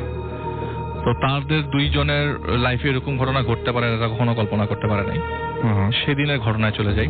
তো গরমকাল, তো রাসেল ভাই ইলেকট্রিসিটি ছিল না। তো লুবনা এবং স্বপ্না, যে 2 জন আন্টির কথা বলছি, লুবনা যার কথা বলছি তিনি হচ্ছে স্বপ্না থেকে 25 সেকেন্ডের বড়। আচ্ছা। তো উনি বাইরে যান আর কি। তো আপনার ছাদের যে পোর্শনটা যেটা আছে সেখানে ইলেকট্রিসিটি নাই। তো অনেক রাত হয়ে গেছে, প্রায় 10টা সাড়ে 10টার দিকে ইলেকট্রিসিটি নাই। তো ওই সময় তার মা তাদেরকে খেতে ডাকছিল। তো মোটামুটি ইলেকট্রিসিটি না থাকবার কারণে অন্ধকারে খাবে আর ওই হারিকেনের আলোয় খাবে, সেজন্য তারা বলছে যে ইলেকট্রিসিটি আসলে খাবো। আচ্ছা। তো তারা ওই জায়গায় ওই যে পোর্শনটা ছাদ ছিল সেই জায়গায় যায়। তো উনি জাস্ট দাঁড়িয়েছিল 5 থেকে 7 মিনিট হবে, এমন সময় একটা চিৎকার আসে।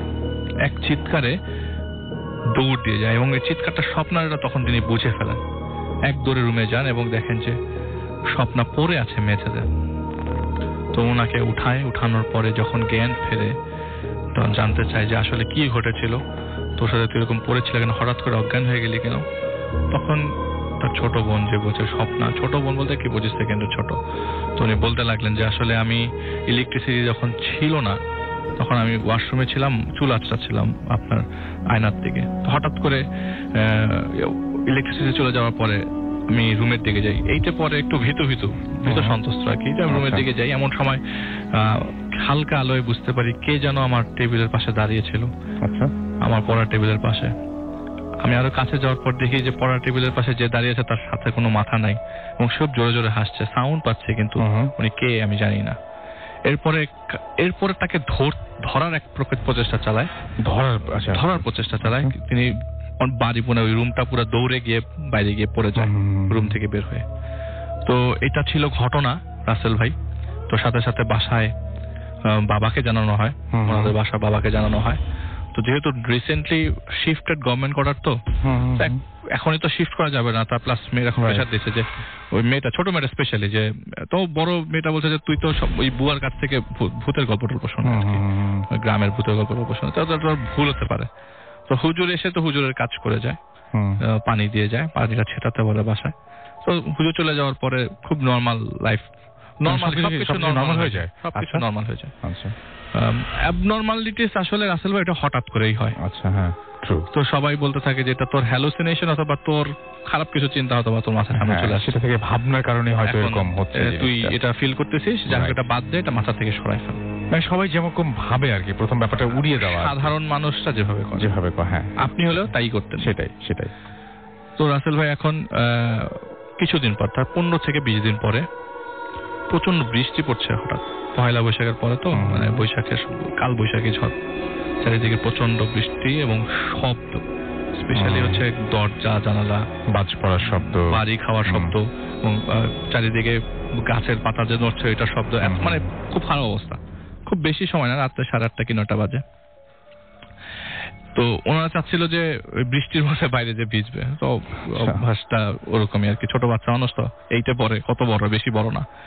তো দুইজনই একসাথে দরজা খুলবে আর কি। তো দরজা খুললেই তো ছাদ, দরজা খুলেই পাড়া দিতে যাবে, এমন সময় দেখে যে ছাদের মধ্যে অনেকগুলো কবর রাসেল ভাই।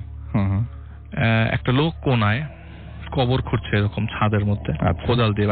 ওনাদের কথা হচ্ছে কি দেখলাম এটা, আসলে কোদাল দিয়ে মাটি খুঁড়ছে নাকি কবর খুঁড়ছে নাকি মানে কি বাড়ি দিচ্ছে কি, আমি হঠাৎ করে ছাদের মধ্যে এরকম একটা অবয়ব দেখতে পাই তারা। আচ্ছা। তো দৌড়ে তার বাবার কাছে যায়, বাবা মাকে দুইজনকেই ডেকে নিয়ে আসে, টেনে নিয়ে আসে, ওয়ান কাট অফ টেনে হেঁচড়ে নিয়ে আসে। আচ্ছা। দুইজনে, এবার কিন্তু আসলে একজন দেখে নাই, দুইজন একসাথে দেখে।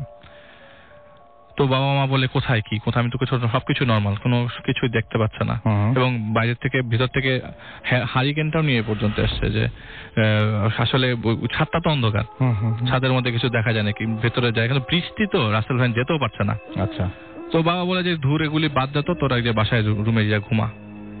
তো তাদের মধ্যে আবার যে মানে মনের মধ্যে জেগে উঠেছে কি দেখলাম আসলে, আবার যাই দেখি। তো এই ভীত অসন্তুষ্ট অবস্থায়, এত ভয় পাওয়া অবস্থায় তারা এত সাহস করে, এতটুকু ভয় পেয়ে এত সাহস করে দরজাটা আবার ফাঁক করে দেখে যে কি হচ্ছে সেখানে। সে তারা দেখতে থাকে যে অনেকগুলা কবর একসাথে ছাদের মধ্যে, ওই অতটুক জায়গায়, ওই অতটুক পোর্শনে অনেকগুলো কবর এবং অনেকগুলো মানুষ হাঁটছে ওই কবরের পাশ দিয়ে। কেউ তসবিহ পড়ছে, কেউ কাঁদছে, কেউ কথা বলছে দূরে দাঁড়িয়ে, অনেকগুলো মানুষ একসাথে ছাদের মধ্যে দেখতে পায়। আচ্ছা। এবং যে লোকটা কবর খুঁজছিল সে তখনও স্টিল ওই জায়গায় ছিল। আচ্ছা।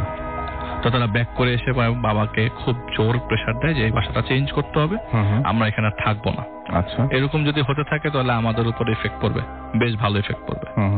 তো বাবা বলে যে আমি তো রিসেন্টলি চেঞ্জ করে আসছি এই গভর্নমেন্ট কোয়ার্টারে, আমি যেতে পারবো না আসলে এখনই, তো একটা ব্যবস্থা করি। তো বলে যে না, তুমি যদি না যাও তাহলে আমরা অন্য জায়গায় থাকি, অন্য বাসায় থাকি। তো বাবা অনেক জোরাজুরি করে ওদেরকে রাখার ব্যবস্থা করে যে না, কিছুদিন দেখি, সময়ও তো লাগে বাসা খুঁজতে। তো তার বাবা তাদেরকে প্রেসার দেয়। এর মধ্যে প্রায় 5 থেকে 7 দিন পর ওই ঘটনা, তাদের এক মামি মারা যায়। আচ্ছা। তো মামি মারা যায়, তো মামির কবর হয়েছে নানার বাড়িতে। তো নানার বাড়ি মানিকগঞ্জে। সেই নানার বাড়িতে কবর দেওয়ার পর ওই কবর যখন দিচ্ছিল, তারা আবার একদম ঘরের সাথেই যে বাড়ি, তার সাথেই কবরস্থান, পারিবারিক গোরস্থান। খুব বেশি গোরস্থান না, 12 থেকে 14টা কবর আছে। আচ্ছা। তো তারা দূর থেকে দেখে যে কবরস্থ করছে, অনেক মানুষ তো ভিড়, তো তারা দূরে, কবরস্থানের ভেতরে তো মহিলাদের মেয়েদের অ্যালাউড না, ওরা দূরে ছিল আর কি, মেয়ে দুটা।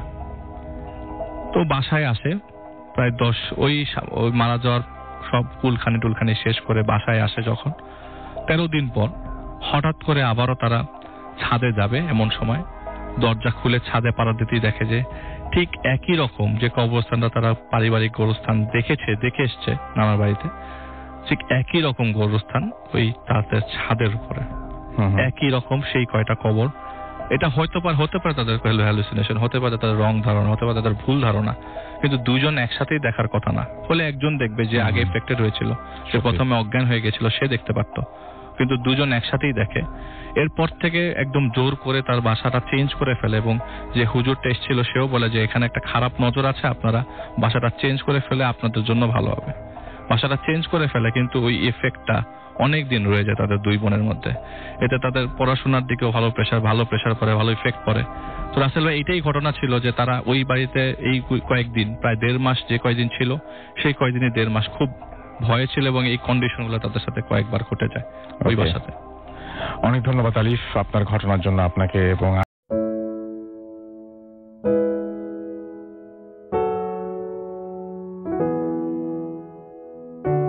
শুনে আসি আমরা নেক্সট স্টোরিটা। থ্যাংক ইউ রাসেল ভাই। এই কাহিনীটা হচ্ছে স্মৃতির বলা কাহিনী। জি।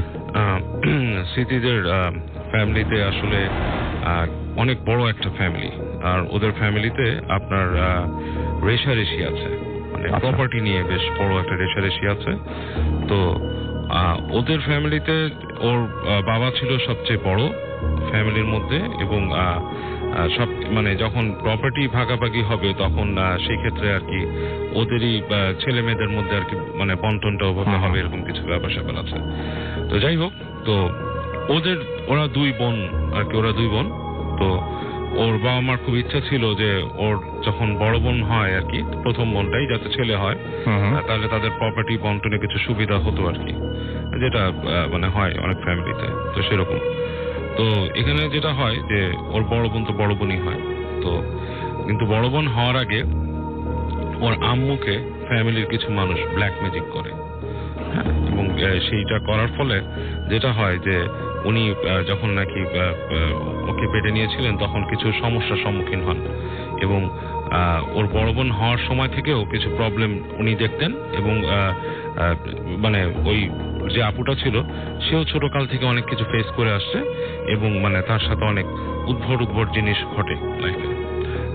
এর মধ্যে কিছু জিনিস, যেমন উদাহরণ দিলে বলা যায় যে যখন ওর বড় বোনটা জন্ম হয়, পেটে ছিল, তখন তার আম্মু কোথাও হাঁটলেই, একটু অন্ধকার কোথাও গেলেই একটা কালো বিড়াল দেখতো, এবং দেখা যেত যে মানে ওনাকে প্রায় স্বপ্নের মধ্যে ভয় দেখাতো বিভিন্ন জিনিস এনে।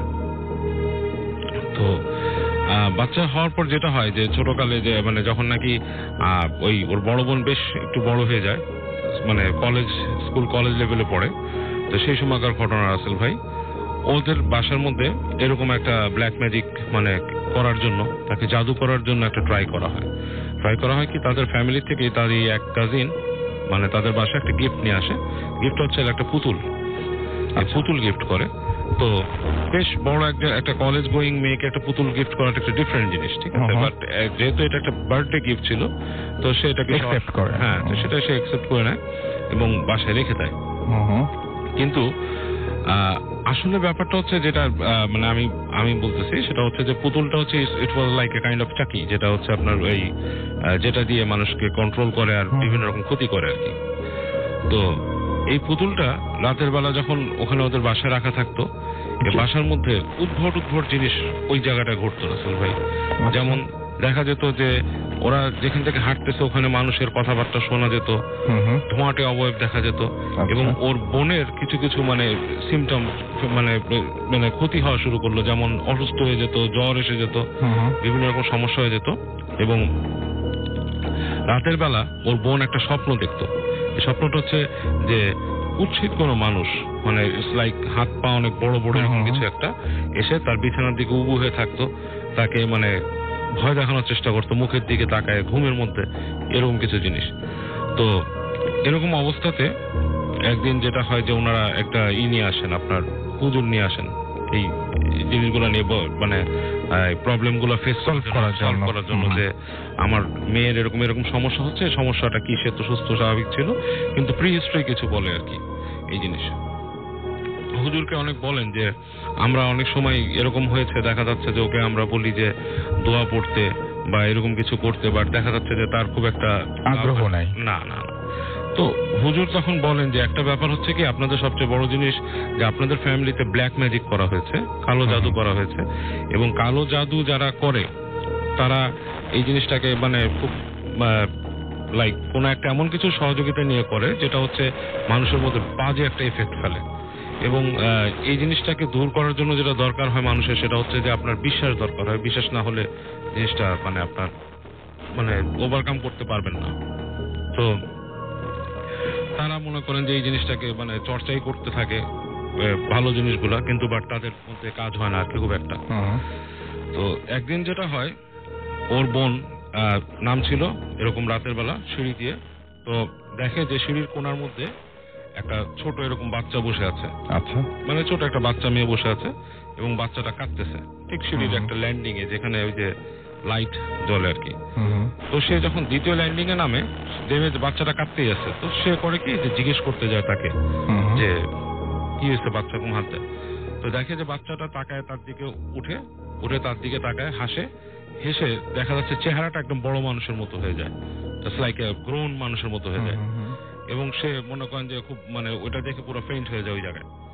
এবং তখন তাকে নিয়ে আসে বাসায়, এনে মানে আপনার বেশ পড়া হয়, তাকে নিয়ে দোয়াটা পড়ে, করে সেই করে, এবং মানে জিনিসটা একদম আউট অফ হ্যান্ড যখন হয়ে যায়, মানে তারা এটা রাখতে পারে না তাকে, সে খুবই অসুস্থ হয়ে যেতে থাকে এবং তার মানে অবনতি ঘটতে থাকে।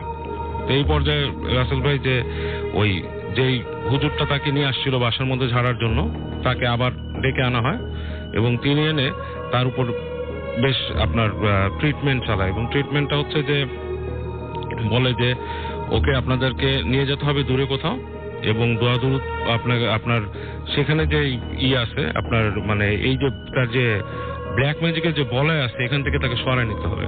আচ্ছা, এবং তাকে আপনার মানে সেরকম মানে একটা মানে এমন কোন জায়গায় নিতে হবে যেখানে নাকি এই ধরনের কোনো বাজে প্রভাব তার উপর না পড়ে।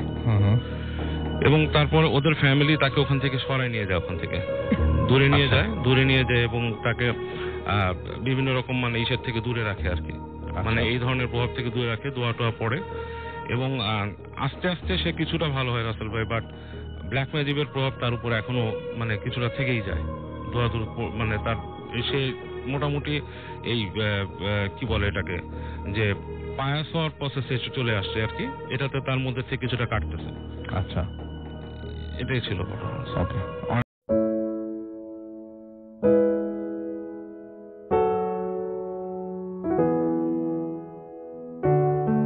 এবং তিনি একটা ঘটনা বলবেন, ব্রাজিলের ঘটনা কি হয় সেখানে। জি ভাইয়া, আমার পরিচিত এক ভাই আনোয়ার, উনি 2014 সালে ব্রাজিলে ফুটবল খেলা দেখতে গিয়েছিলেন, বিশ্বকাপ ফুটবল। উনি ওখান থেকে শোনেন যে ওখান থেকে কয়েকশো কিলোমিটার ভিতরে একটি গ্রাম রয়েছে, যে গ্রামে কোনো কন্যা সন্তান ভূমিষ্ঠ হওয়ার পর মারা যায় এবং প্রায় 50-60 বছর ধরে একই রকম। উনি যখন এই মিথটা শোনেন তখন উনি ওখানে মানে সরেজমিনে সেটা দেখতে যান যে আসলেই ঘটনাটি সত্য কিনা। তো ওখানে স্থানীয় লোকদের কাছ থেকে যেটা শোনেন সেটা হচ্ছে যে এরকম 50-60 বছর আগে একজন বৃদ্ধা মহিলা আসছিলেন একটা বাড়িতে, আশ্রয় প্রার্থনা করেন এক রাতের জন্য। তো ওনারা সেটা আশ্রয় দেন আর কি। তো সকালে ওই বৃদ্ধা মহিলা কাউকে কিছু না বলেই চলে যান। তো কিন্তু সকালবেলা ওই বাড়ির লোকজন আর একটা জিনিস লক্ষ্য করেন যে ওনাদের যে ছোট বাচ্চা মেয়েটা ছিল তাকে খুঁজে পাওয়া যাচ্ছে না। তখন সবাই ধারণা করেন যে ওই বৃদ্ধ মহিলা মনে হয় বাচ্চাটাকে চুরি করে নিয়ে গেছে। তখন সবাই চারদিকে খোঁজাখুঁজি করেন, বৃদ্ধ মহিলাটাকে পাওয়া যায় খোঁজাখুঁজি করে। তখন ওই বাচ্চাটার বিষয়ে জানতে চাওয়া হলে সে বলে যে সে এই বিষয়ে কিছু জানে না। তখন লোকজন ক্ষিপ্ত হয়ে তার উপর টর্চার করা শুরু করে। একটা পর্যায়ে ওই টর্চারের কারণে বৃদ্ধ মহিলা মারা যান, কিন্তু এই বাচ্চাকে কিন্তু তার পরে আবার পাওয়া গেছে। তখন লোকজন ভুল বুঝতে পারেন আসলে বৃদ্ধ মহিলা, বাচ্চাও কোনো কারণে হয়তো বা ভোরবেলা উঠে বাসা থেকে বের হয়ে গেছিল আর কি, ছোট বাচ্চাদের 5-6 বছর বয়স আর কি। তো যাই হোক, এরপর থেকে যে সমস্যাটা হয় ওই গ্রামে কোনো শিশু মানে কন্যা শিশু ভূমিষ্ঠ হওয়ার পরে যে তারা বাঁচে না, মারা যায়। এখন কথা হলো রাসেল ভাই যে এখন তো প্রযুক্তির অনেক উন্নয়ন হয়েছে, কে তাদেরকে মেরে ফেলে, বয়স 3-4 দিন হওয়ার পরে কারা মেরে ফেলছে, কিভাবে মারা যাচ্ছে, এটা রহস্য উদ্ঘাটনের জন্য মানে কয়েকটা বাড়িতে সিসিটিভি বসানো হয়েছিল, যে সিসিটিভি বসিয়ে আমরা দেখি আসলে কিভাবে মারা যাচ্ছে। তখন সিসিটিভিতে যে ফুটেজটা ধরা পড়েছিল সেটা খুবই মানে ভয়ঙ্কর এবং বিস্ময়কর। সেটা হচ্ছে যে সিসিটিভির ফুটেজে দেখা গেছিল যে মধ্যরাত্রে ওই সন্তানের পাশে যে মা ঘুমিয়ে আছে, সে মা নিজেই তার সন্তানকে হত্যা করছে গলা টিপে। তো এই দৃশ্য তারা দেখার পরে বুঝলো যে এটা কোনো স্বাভাবিক বিষয় নয়, কারণ সেই মাকে যখন পরের দিন জিজ্ঞাসা করা হয় তখন ওই মা বলে যে আমি এই বিষয়ে কিছুই বলতে পারি না, কিভাবে আমি হত্যা করলাম। তারপর থেকে মানে এমনিতেও এখন ওই গ্রামের যে বিবাহ শাদী সংক্রান্ত যে বিষয়গুলো হয় সেটা বাইরের গ্রাম থেকে তারা আত্মীয়তা করেন, কিন্তু ওই গ্রামের মানে গত 50-60 বছর ধরে ওখানে কোনো মানে কন্যা সন্তান নাই। থ্যাংক ইউ আপনার ঘটনার জন্য। আমরা চলে যাব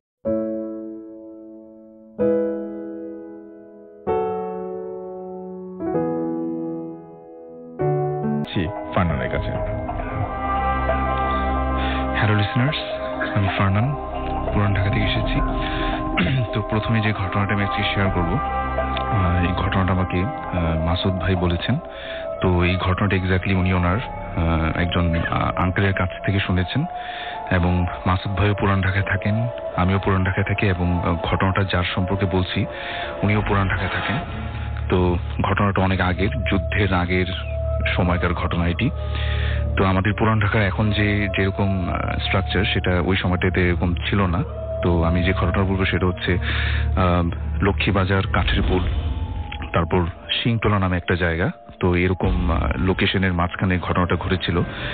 তো আমাদের ওখানে ওখানে লোকাল যারা থাকেন অনেক পুরনো, তারা অনেকেই জানেন যে ওই সিংতলার ওখানে যে একটা রাস্তা ছিল, যে রাস্তাটাকে সবাই একসময় অনেকে অ্যাভয়েড করতেন, এবং রাস্তাটাতে ওই সময় যেটা ছিল যে অনেক নর্দমার মতো একটা জায়গা ছিল, এবং ওখানে একটা টানেলের মতো ছিল, যে টানেলে দেখা যেত যে সবাই ময়লা আবর্জনা ফেলতো, এরকম একটা জায়গা।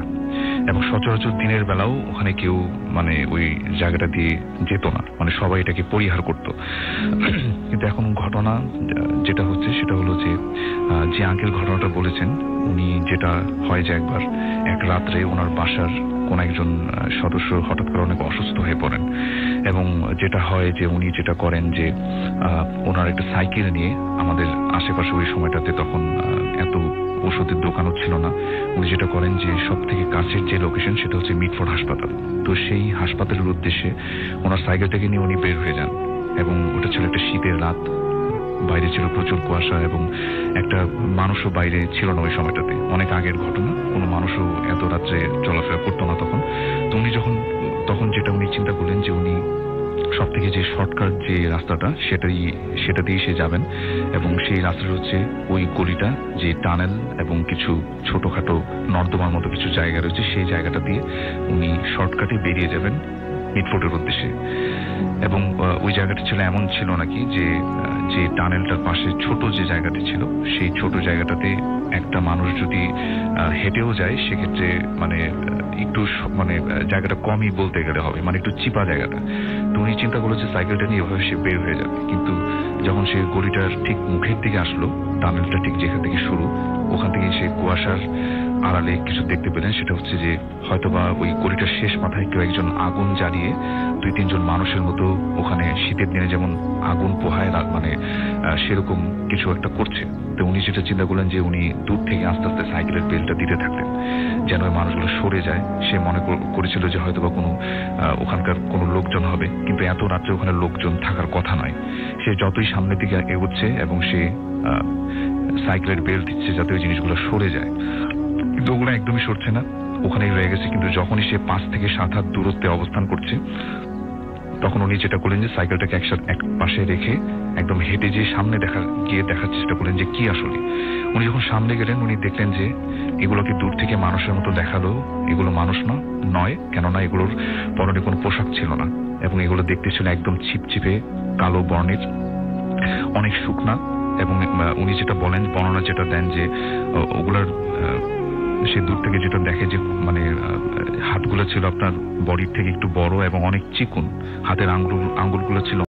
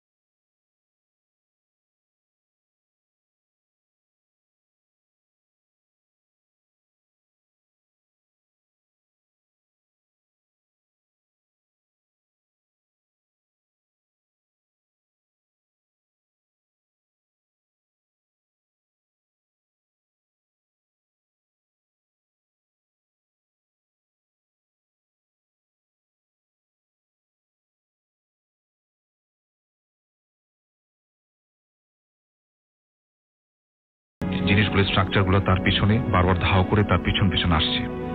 এটাই ছিল ভাইয়া ঘটনা।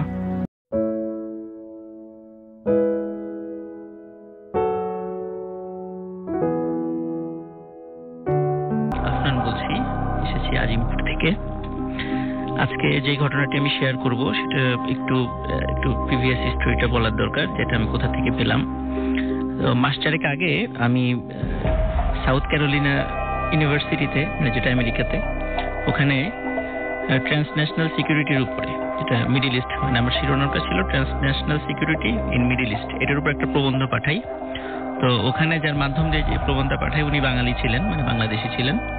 তো ওনার সাথে বিভিন্ন পর্যায়ে বিভিন্ন বিষয় নিয়ে কথা বলার এক পর্যায়ে তো উনি ওনার এক স্যারের, যিনি আমেরিকান, তো ওনার এক স্যারের একটা ঘটনা আমাকে শেয়ার করেন, এবং যে ঘটনাটা বাংলাদেশেই ঘটেছিল। তো আজকে এই ঘটনার সাথে আমি এমন একটা জায়গার কথা আজকে আমি বলবো, হয়তোবা লিসেনাররা অনেকেই হয়তোবা জানেন না, আমিও জানতাম না, আমি খুঁজেছি সেই জায়গাটা, তো অবশেষে পেয়েছি। তো আজকে হয়তোবা নতুন একটা জায়গার সাথে পরিচিত হবে যে বাংলাদেশে এমন একটা জায়গা আছে। আমি সরাসরি ঘটনাতে চলে যাচ্ছি। তো আমাকে যিনি এই গল্পটা দিয়েছেন, তো উনি যেভাবে শেয়ার করেছেন সেটা আমি ওইভাবে আর কি বলছি, যে ওনার ইউনিভার্সিটির যে স্যারের কথা আমাকে বলেছেন, ওনারা তখন ওই সাউথ ক্যারোলিনা ইউনিভার্সিটির স্টুডেন্ট ছিলেন। তো ওনারা 1979 সালে যখন ওই মিয়ানমারের রাখাইন প্রদেশে রোহিঙ্গাদের উপরে ব্যাপক নির্যাতন শুরু হয়, তখন কিন্তু ওই 70-এর দশকেই প্রথম দিকে মানে রোহিঙ্গারা বাংলাদেশে আসতে শুরু করে। তো ওনারা 1979 সালের দিকে ওনারা এই রোহিঙ্গাদের উপরে একটি গবেষণামূলক একটা কাজ করতে চাইলেন। তো ওনারা শুরুর দিকে মিয়ানমার হয়ে রাখাইন প্রদেশ যেতে চাইছিলেন, কিন্তু ওই সময় সামরিক সরকার ওনাদেরকে যেতে দেয়নি ওদিক দিয়ে। এই জন্য ওনারা বাংলাদেশের ভিসা নিয়ে বাংলাদেশে আসেন প্রথমে, এবং ওনারা কক্সবাজার সহ ওই এলাকায় মিয়ানমারের বিভিন্ন ক্যাম্প, মানে রোহিঙ্গাদের বিভিন্ন ক্যাম্প এবং বিচ্ছিন্নভাবে থাকা বিভিন্ন রোহিঙ্গাদের সাথে কথা বলেন। এরকম 5-7 দিন ধরে ওনারা এই বিষয়ের উপর একটা গবেষণা চালান। তো ওনাদের কাজ যখন প্রায় শেষ দিকে, তখন ওই কাজের খাতিরে ওনারা বিভিন্ন জায়গায় ওখানে গিয়েছিলেন।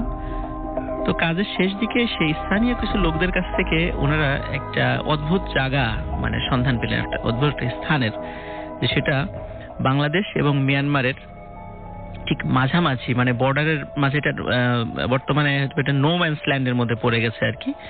তো সেই জায়গাটার নাম হচ্ছে চিকনকালা।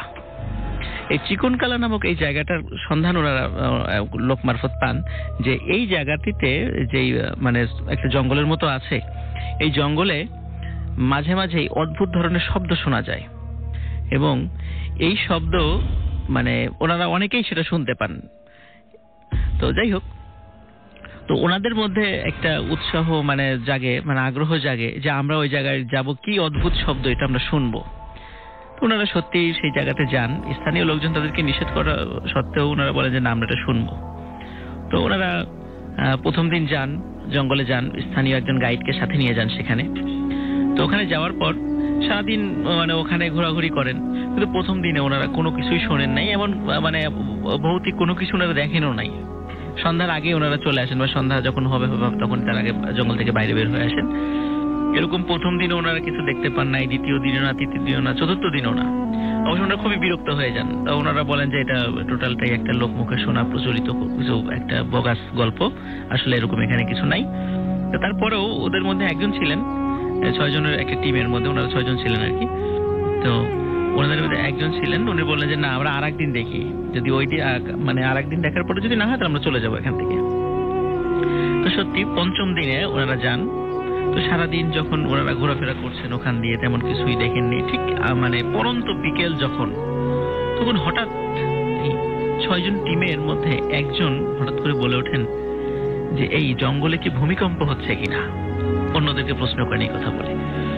তখন ওরা বলে না, তো জঙ্গলে তো কোনো ভূমিকম্প হচ্ছে না। তো বলে আমার তো মনে হচ্ছে জঙ্গলে ভূমিকম্প হচ্ছে, আমি দেখছি যে মানে সব গাছপালা নড়ছে আর মাটিও কাঁপছে। আরেকজন বলে আমি অদ্ভুত একটা শব্দ শুনছি, সেটা হচ্ছে মনে হচ্ছে যে অনেক সৈন্য ঘোড়া নিয়ে মানে এগিয়ে আসছে জঙ্গলের ওই পাশ থেকে। আরেকজন বলছে যে আমি শুনছি যে প্রচন্ড বাতাস বা ঝড় উঠে আসছে এবং ওই দিকের গাছগুলো ভেঙে যাচ্ছে, মনে হচ্ছে যে একটু পরে এসে আমাদের গায়ে এসে আঘাত আনবে এই ঝড়। তো এরকম এই 6 জন টিমের মধ্যে 5 জনই পৃথক পৃথক কিছু ব্যাপার শুনতে থাকেন। একজনের সঙ্গে আরেকজনের কোনো মিল নেই ওখানে, কিন্তু একজন কিছুই শোনেন নাই। একজন বলে যে আমি তো কিছুই শুনতে পাচ্ছি না, আমার সাথে তো কিছু হচ্ছে না। কিন্তু ওনাদের সাথে যে গাইড ছিলেন তিনি বলেন যে যেহেতু আপনার এখানে একটা অন্য কিছু হতে যাচ্ছে, আসুন আমরা দ্রুত এখান থেকে বের হয়ে যাই। এখানে রেওয়াজটা এটাই যে কেউ যদি উদ্ভট ধরনের বা ভৌতিক কোনো কিছু এখানে শব্দ শুনে, তারা তাড়াতাড়ি জঙ্গল ছেড়ে বাইরে বের হয়ে আসে, তাহলে আর কিছু হয় না। আর যদি সেখানে অবস্থান করে তাহলে ক্ষতি হয়। তো ওনারা তাড়াতাড়ি করে ওই 5 জন এবং ওই গাইড তাড়াতাড়ি বের হয়ে আসার চেষ্টা করেন, কিন্তু ওই যিনি কিছুই শোনেননি ওই 6 জনের টিমের, উনি বলছেন আমি তো কিছু শুনিনি, সুতরাং তোমরা যাও, আমি একটু দেখি। তো ওনারা তাকে বারবার রিকোয়েস্ট করার পর উনি তখন আসতে চাচ্ছিলেন না। তখন ওনারাই তাড়াতাড়ি করে 5 জন সহ ওই গাইড সহ ওনারা তাড়াতাড়ি বাইরে বের হয়ে গেলেন। তো ওনারা জঙ্গলের বাইরে বের হয়ে আসার পরে ওনারা কিছুক্ষণ অপেক্ষা করলেন। দেখলেন 30 মিনিট কি 45 মিনিট পর ওই যিনি ছিলেন ওই জঙ্গলের মধ্যে, যিনি কিছু শুনেন, উনি খুব হন্তদন্ত মানে ক্লান্ত হয়ে মানে ভয়ার্ত চোখে তাড়াতাড়ি করে ফিরে আসছেন। তখন উনি বলেছেন যে কি ব্যাপার, কি হলো, তুমি কি কিছু শুনেছো? বলে হ্যাঁ, আমি কিছু একটা শুনেছি। তখন তার অবস্থা আসলে ওইভাবে বলার মতো ছিল না, খুব মানে দৌড়ে এসেছে, ক্লান্ত ছিল। তখন উনি পরবর্তীতে তাদেরকে বলেন যে উনি হঠাৎ করে শুনলেন যে কিছু ফিসফিস শব্দ, তার চারপাশে মনে হচ্ছে অনেকে ফিসফিস করে কথা বলছে। তো উনি এতটুকুই শুনেছেন, কিন্তু শুনে উনি ভয় পেয়েছেন যে এখানে কেউ নাই, ফিসফিস করে কথা বলার মানে কথা কে বলছে। তারপরেও অনেক ব্যাখ্যা দিয়েছেন যে হয়তো বা তুমি বাতাসের শব্দ শুনেছো বা পাতার শব্দ বা এরকম কোনো শব্দ শুনেছো, অনেক ব্যাখ্যা দিয়েছেন আর কি। যাই হোক, ওনারা ওখানে কাজ শেষ করে আবার আমেরিকাতে চলে আসেন। তো সর্বশেষ যেই ব্যক্তিটি ওখানে যে ফিসফিস শব্দ শুনেছিলেন, উনি ছিলেন একজন মিশরীয় ভদ্রলোক। তো উনি সপরিবারেই আমেরিকাতে থাকতেন, সাউথ ক্যারোলিনাতে। তো ওইখানে কিছুদিন পর ওনার পরিবারের সদস্যরা ওনাকে বলে যে কি ব্যাপার, তুমি রাতের বেলা ফিসফিস করে কার সাথে কথা বলো, তুমি কি ফোনে কথা বলো? তো বলে যে না, আমি তো টেলিফোনে রাতের বেলা কারোর সাথে কথা বলি না। এমনকি তার ঘরে টেলিফোনের সংযোগটাও নাই। তখন তো মোবাইল ফোনও ওখানে এতটাই ছিল না আর কি। তো তার ঘরে টেলিফোনের সংযোগটাও নাই। তো তাহলে ফিসফিস করে কথা কোত্থেকে আসে? তখন উনি বলেন যে হয়তো বা তোমাদের মনের ভুল। বাবা মাকে এরকম কিছু বিষয় উনি বোঝালেন আর কি। তো এরকম কিছুদিন পর হঠাৎ করে ওনার রাতে ঘুম ভেঙে যায়। ঘুম ভাঙার পরে উনি মানে ফিল করলেন যে ওনার আশেপাশে মানে কিছু লোক কথা বলছে, কিন্তু কথাগুলো না ফিসফিস করে, মানে ফিসফিস করে কথা বলছে, কি যেন বলছে, এবং কিছু ওয়ার্ড বারবার উচ্চারিত হচ্ছে। তখন উনি চিন্তা করলেন এটা হয়তো বা উনি মানে এটা এবার উনি নিজেই বুঝতে পারলেন, এবার উনি নিজেই এটা শুনছেন। Right. তো উনি তখন মনে করলেন হয়তো ওই যে জঙ্গলে উনি ভয় পেয়েছিলেন ওইটাই তার মনের মধ্যে রয়েছে, এবং ওইটাই হয়তো ওই কারণে উনি ওনার কোনো, কিন্তু এই প্রথমবারের মতো নিজে উপলব্ধি করতে পারলেন, প্রথমবারের মতো উনি নিজে উপলব্ধি করলেন। কিন্তু তারপর ওনার মনকে এটা বুঝতেছেন, মানে আমি একটু শেষ করি যে এই প্রথমবারের মতো উনি উপলব্ধি করলেন যে ওনার ঘরের মধ্যে আসলে যে ব্যাপারটা ওনার মা বলছেন বা যা কিছু, যে কেউ একজন হয়তো কথা বলে, এবং সেটার জন্য ভাবছেন যে একা একা তো কেউ কথা বলতে পারে না, হয়তো টেলিফোনে কথা বলে, এটাই হচ্ছে ব্যাপারটা। হ্যাঁ, এটাই হচ্ছে ব্যাপার। ওকে। তো তারপর ওনার মনকে বুঝ দিলেন হয়তো বা কোনো কারণে ওনার নিজের থেকে এরকম সমস্যা হচ্ছে। কিন্তু একদিন দুই দিন প্রায় মানে প্রতিদিন এই ধরনের ঘটনা ঘটতে থাকে ওনার সাথে। তো এর মধ্যে কিছু মানে শব্দ বারবার উচ্চারিত হতে থাকে, এবং সেটা অস্পষ্ট শব্দ, এবং প্রতিদিন আস্তে আস্তে সেই শব্দগুলো স্পষ্ট হতে থাকে।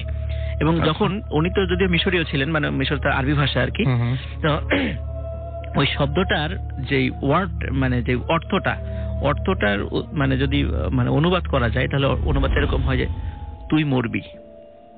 এরকম শব্দটা বারবার চারদিকে, মানে তুই মরবি। হ্যাঁ, এরকম বারবার ওনার রুমের মধ্যে ফিসফিস করে এই কথাটা বারবার হতে থাকে। তো উনি স্থানীয়ভাবে অনেক মানে মানে সাইকিয়াট্রিস্টের সাথে কথা বলেছেন, অনেক হুজুরের কাছে গিয়েছেন ওখানে, কিন্তু ওনারা কোনো জিনের অস্তিত্ব পাননি।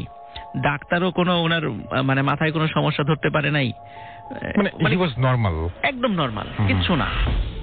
এর মধ্যে রাসেল ভাই কি হলো যে ওনার পরিবারের লোকজন চিন্তা করলো যে ওনার মাথায় কোনো সমস্যা হচ্ছে, তো ওনাকে একটু বিয়ে দেওয়া যায়, মানে বিয়ে দেওয়ার চেষ্টা করলেন।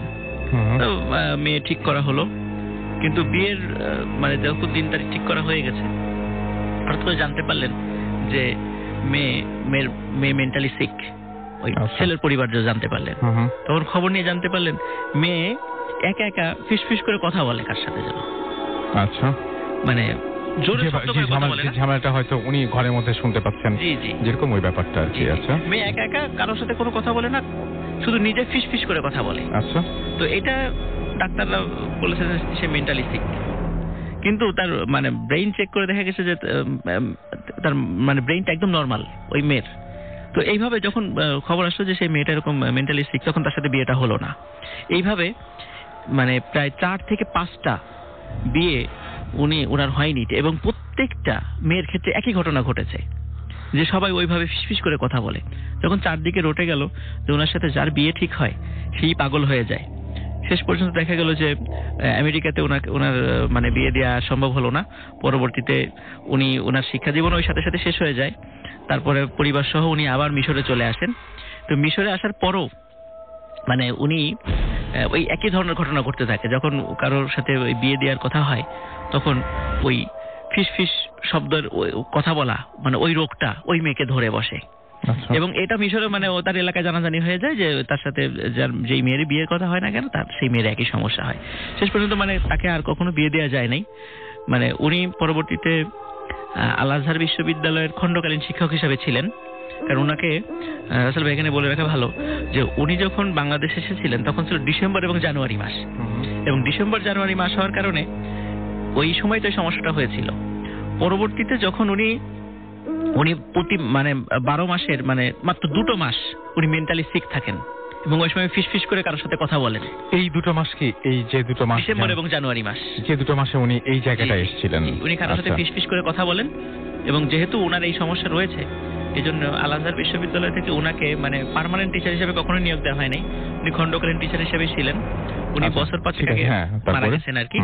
তো রাসেল ভাই, যে জায়গাটির নাম আমি বলেছি চিকনকালা, এটা বাংলাদেশ এবং মিয়ানমারের ঠিক মাঝামাঝি অবস্থিত। আচ্ছা, তো এই জায়গাটা স্থানীয়ভাবে একটা কথা প্রচলিত আছে যে প্রতি বছর মানে 3 থেকে 4 জন লোক ওখানে মারা যায়, এবং যারা যখন ওখানে জঙ্গলে থাকে তখন মানে ধূপ ধাপ বা অদ্ভুত ধরনের কিছু শব্দ শোনে। যখনই শব্দ শোনে ওই কাঠুরিয়া বা যেই থাকুক না কেন, তারা দ্রুত সবকিছু ফেলে দিয়ে লোকালয়ে চলে আসে। কিন্তু কিছু লোক হয়তোবা কিছু লোক ওখানে পিছনে পড়ে যান।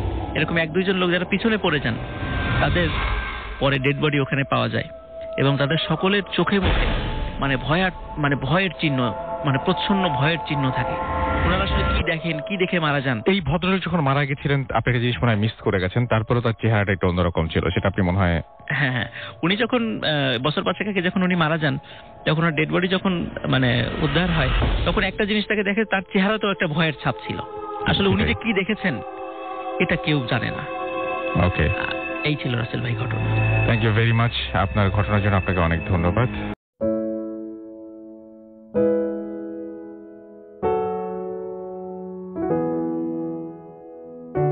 সরাসরি আমরা ফারনানের কাছে। ফারনান, সেকেন্ড স্টোরিটা শুনি আপনার। জি ভাই, আমি আমার সেকেন্ড স্টোরিটা চলে যাচ্ছি।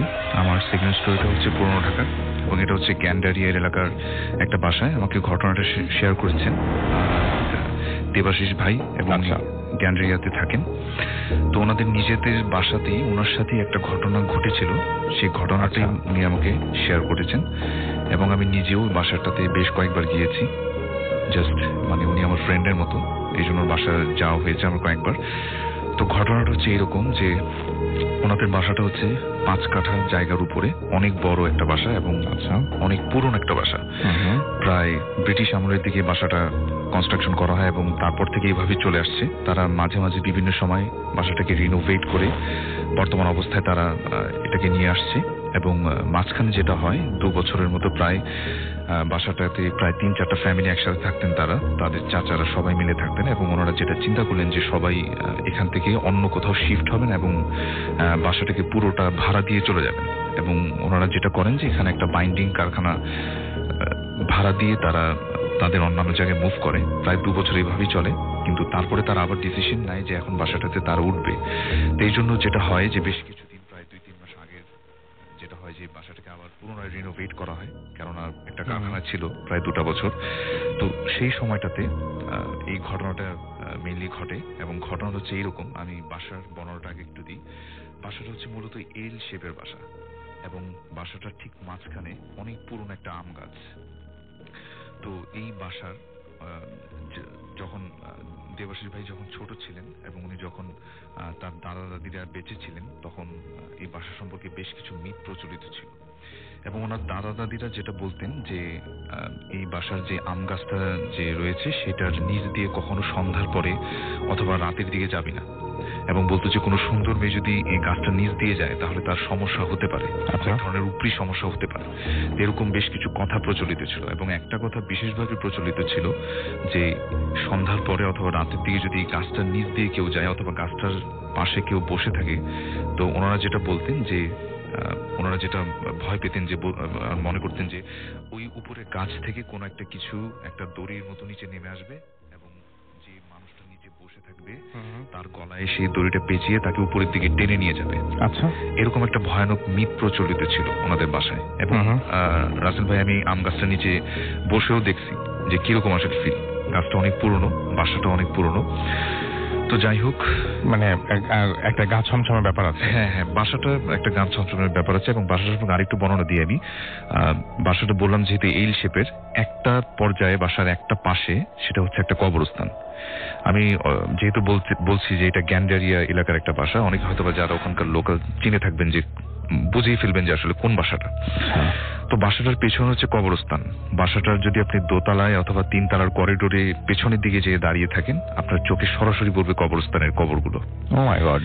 এবং এটা আমি নিজেও জিনিসটা একদিন সন্ধ্যার দিকে যখন যাই বাসায়, তখন দেখলাম যে বারান্দায় যাওয়ার পরপর ঠিক বারান্দার ঠিক নিচের দিকেই, মানে ওখানে দাঁড়ালেই চোখে পড়বে যে কতগুলো বেওয়ারিশ লাশের কবর, মানে একদম সিরিয়াল বাই কবরগুলো দেয়া। এবং ওটাকে সন্ধ্যার দিকে বা রাতের দিকে কেউ দেখলেই ভয় পাবে।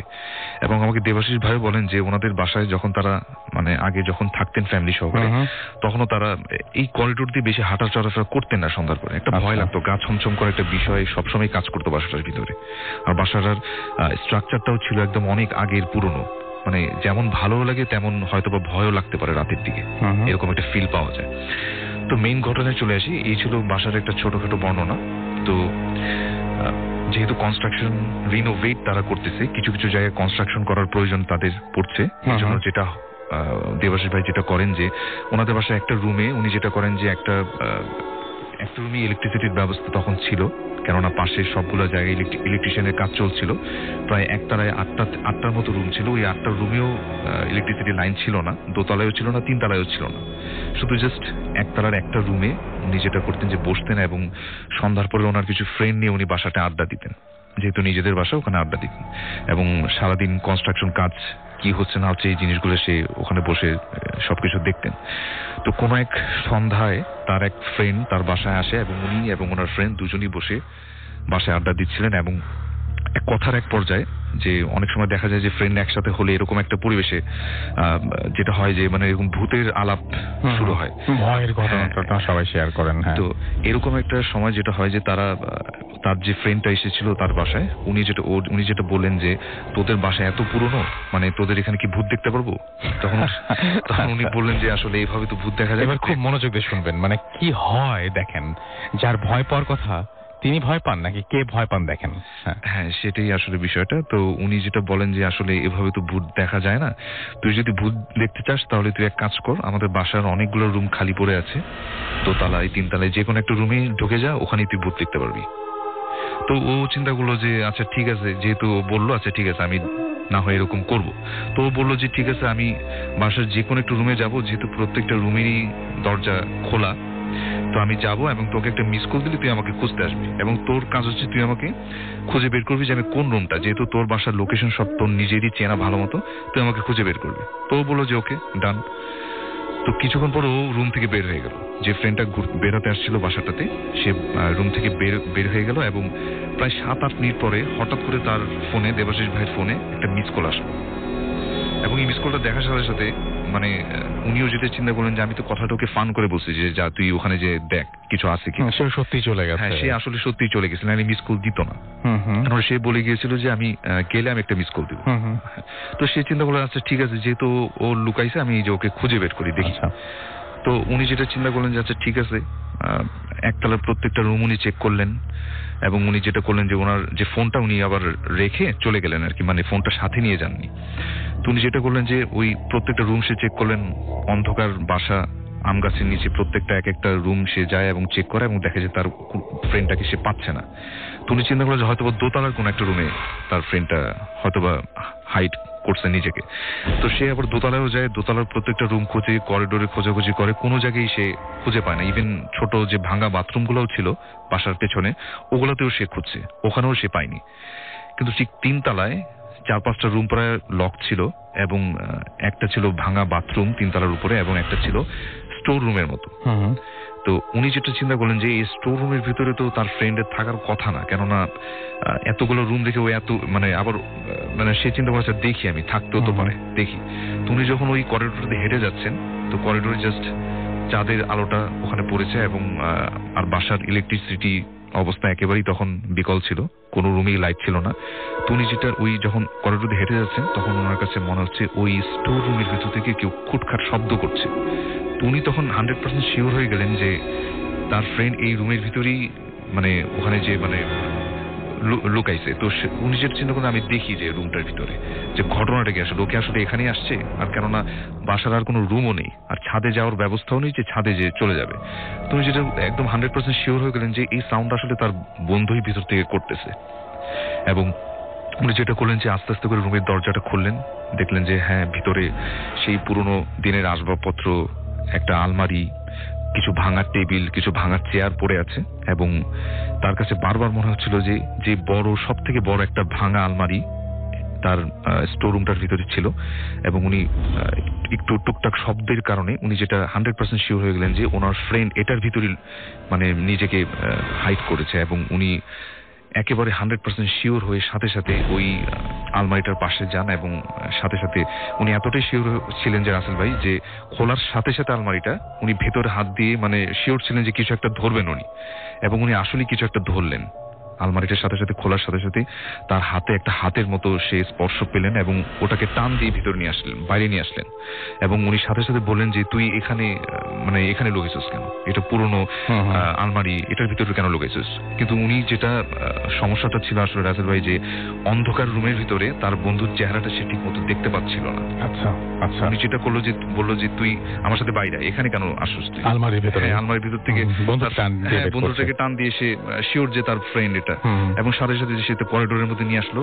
করিডোরে নিয়ে আসার পর সেই চাঁদের আলোতে, মৃদু আলোতে করিডোরের উপরে পড়ছিল আগের থেকেই, তখন সে হঠাৎ করে দেখতে পেল সে যেই জিনিসটাকে টান দিয়ে মানে করিডোরে নিয়ে আসলো তার ফ্রেন্ড মনে করে আলমারিটার ভিতর থেকে, সে দেখলো যে এটা তার ফ্রেন্ড না, এটা ছিল সম্পূর্ণ অন্যরকম একটা মানুষের প্রতিকৃতি, সম্পূর্ণ বৃদ্ধ একটা মানুষ দাঁড়ানো তার পাশে, এবং তার মাথায় যেটা হচ্ছে কোনো চুল নেই, তার চোখগুলো ঠিকরে বের হয়ে আসছে।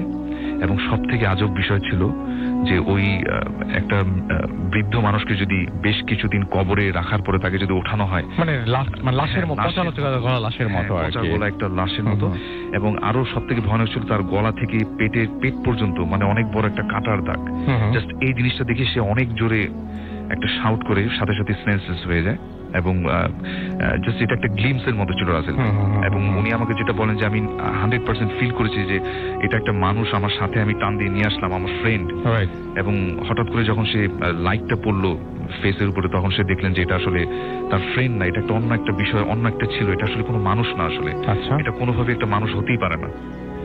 তো সাথে সাথে সে বললো, আমাকে যেটা বলেন যে সেন্সলেস হয়ে যান, এবং তার এই শাউটিং শুনে তার ফ্রেন্ড তাকে তিনতলায় তাকে মানে রিসিভ করে এবং তার বাসায় ফোন করে যে আঙ্কেল আন্টি অথবা ছোট ভাইটে যারা আছে তারা চলে আসে বাসায়, কি হয়েছে তার।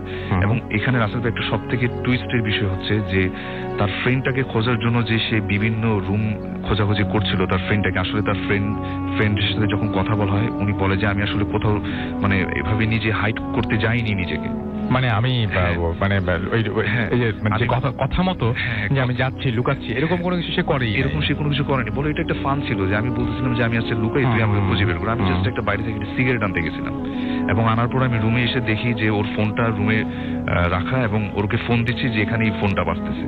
আমি চিন্তা করবো হয়তো বা টয়লেটে গেছে বা কিছু। তো এরকম কিছুক্ষণ কাটার পরে হঠাৎ করে আমি যেটা শুনলাম যে ও অনেক জোরে একটা মানে চিৎকারের শব্দ। তখন সাথে সাথে আমি তিনতলা যেয়ে দেখি যে মানে দেখে যে ওই দেবাশিস ভাই নাকি করিডোরে পড়ে আছে, এবং তারপরে সে বাসার সবাইকে ফোন টোন করে বলে, এবং দেবাশিস ভাই নাকি পরে কয়েকদিন শরীর ভালো ছিল না। এবং উনি এখন যেটা আমাকে বলেন যে ওনাদের বাসায় এটা কি ছিল আসলে, এটা আসলে উনি নিজেও শিওর না। হ্যাঁ, শিওর না। এবং এটা যে একটা গ্লিমসের ভিতরে যেরকম একটা জিনিস দেখে ফেলবেন সেটা আসলে কখনো সে আশা করতে পারেননি। এবং উনি এখন যেটা বলেন যে ওনার নিজেরই ওই করিডোর গুলাতে প্লাস ওই তিনতলা যে স্টোর রুম সেগুলোতে যেতে তার অনেক ভয় লাগে। এবং উনি যেটা করেন যে এরপরে যে স্টোর রুমের ভিতরে যে আসবাবপত্রগুলো ছিল যে আলমারিটা থেকে সে উনি এই জিনিসটা দেখেন, তো এই জিনিসগুলো সবই নাকি সে বাইরে পরে করে দেন, মানে ফ্রেশ করে ফেলেন রুমটাকে। আচ্ছা, তো এটাই ছিল রাসেল ভাই মেইনলি আমার ঘটনা, সেকেন্ড স্টোরি।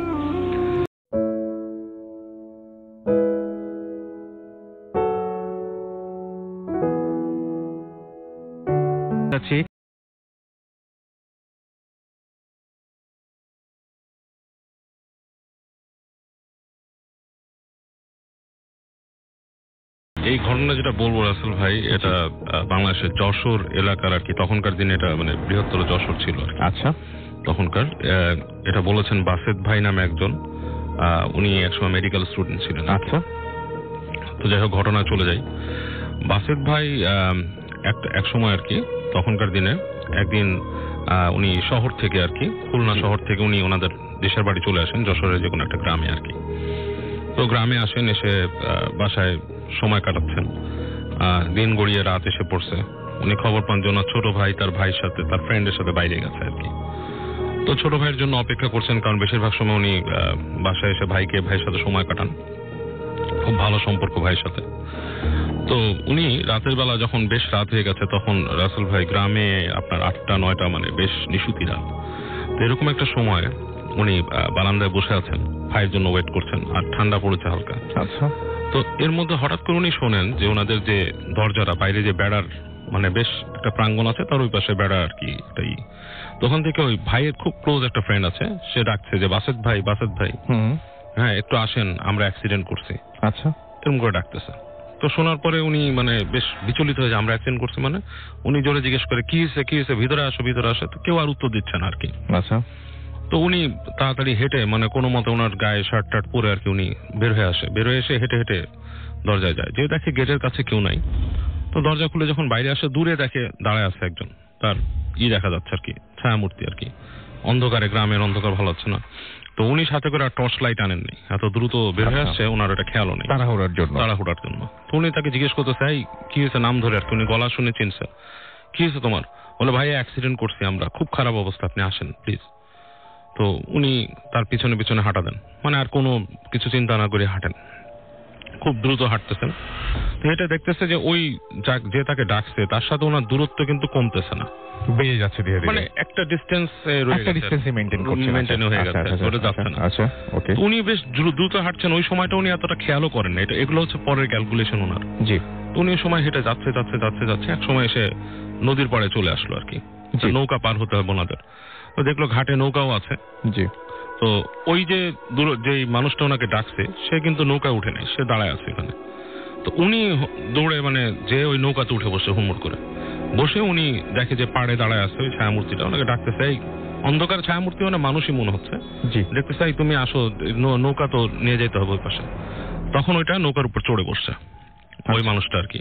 তো উনি তখন কি করলো, নৌকার মধ্যে দাঁড় ছিল, উনি বাচ্চা দেখতেছে যে ওই পাশে যে আছে সে দাঁড় বাচ্ছে না, সে বসে আছে। তো উনি মনে করছে ও হয়তো অ্যাক্সিডেন্ট। সে জিজ্ঞেস করছে তোমার কি হয়েছে, তুমি ব্যথা পাইছো? তো সে চুপ করে আছে, চুপ করে গোঙাচ্ছে, বলতেছে ভাই অনেক কষ্ট এরকম বলতেছে আর কি। আচ্ছা, যাই হোক, এক পর্যায়ে নদী বাইতে ওনারা, নদীটা খুব বেশি বড় ছিল না, ওই পারে চলে গেল। তো যে ওনারা ওই পাশে নামছে, নেমে এবার বাসেদ ভাই আগে হাঁটতেছে, ওইটা পিছনে, ওই লোকটা ডিস্টেন্সে হাঁটছে। এরকম উনি তখন বলতেছে তুমি আমাকে বলো কোথায়, আমি কিভাবে যাবো সেই। তো সেই আর কিছু বলতেছে না। তো উনি তখন একটু মানে কনফিউজ, মনে করছে অসুস্থ নাকি, বা ও কি বেশি অসুস্থ। তো উনি একটু দাঁড়ায় দেখে ও আর আগে বাড়ে না, এরকম একটা ডিস্টেন্স মেইনটেইনই আছে। আচ্ছা, এখন নিশুতি রাত, কোনো কিছু নাই, জিজ্ঞেস করবে। তো উনি এক পর্যায়ে বলতেছে তুমি যদি কাছে না আসো, আমি আসতেছি তোমার কাছে। তো উনি কাছে যেয়ে দেখে যে ডিস্টেন্সটা কিন্তু কমতেছে না দুজনের। জি। তো লাস্টে উনি ওইটাই না দেখে, উনি আর চিন্তা না করে উনি হাঁটা শুরু করে আর কি। হেঁটে উনি চিন্তা করে যে এখানে কোথায় সদর, যেহেতু ওনাদেরই এলাকা, ওনার একটা মানে ধারণা আছে। হাঁটতে এক সময় সেই সদর হাসপাতালে চলে আসো, এখানকার কাছাকাছি যে মেডিকেল ইটা আর কি। জি। ওখানে আসে, ওখানে দেখে যে মানে খুব একটা আলো টালো নাই, টিমে বাতি, অনেক নকটক করে ওখানকার একজন ওয়ার্ড বয় বা ওই যে দারোয়ান টাইপের থাকে তাকে বের করছে। সে আসছে, চোখ কচলাতে কি হয়েছে? বলে এখানে কোনো অ্যাক্সিডেন্টের রোগী আসছে নাকি? হ্যাঁ আসছে স্যার, অনেকক্ষণ হয়েছে তো, সেই দুপুরবেলা 2টা আসছে। বলে 2টা মানে? বলে 2জন আসছে, 2জনই তো ট্রাকের পুরা শেষ, মানে চাপায় পুরাই শেষ হয়ে গেছে।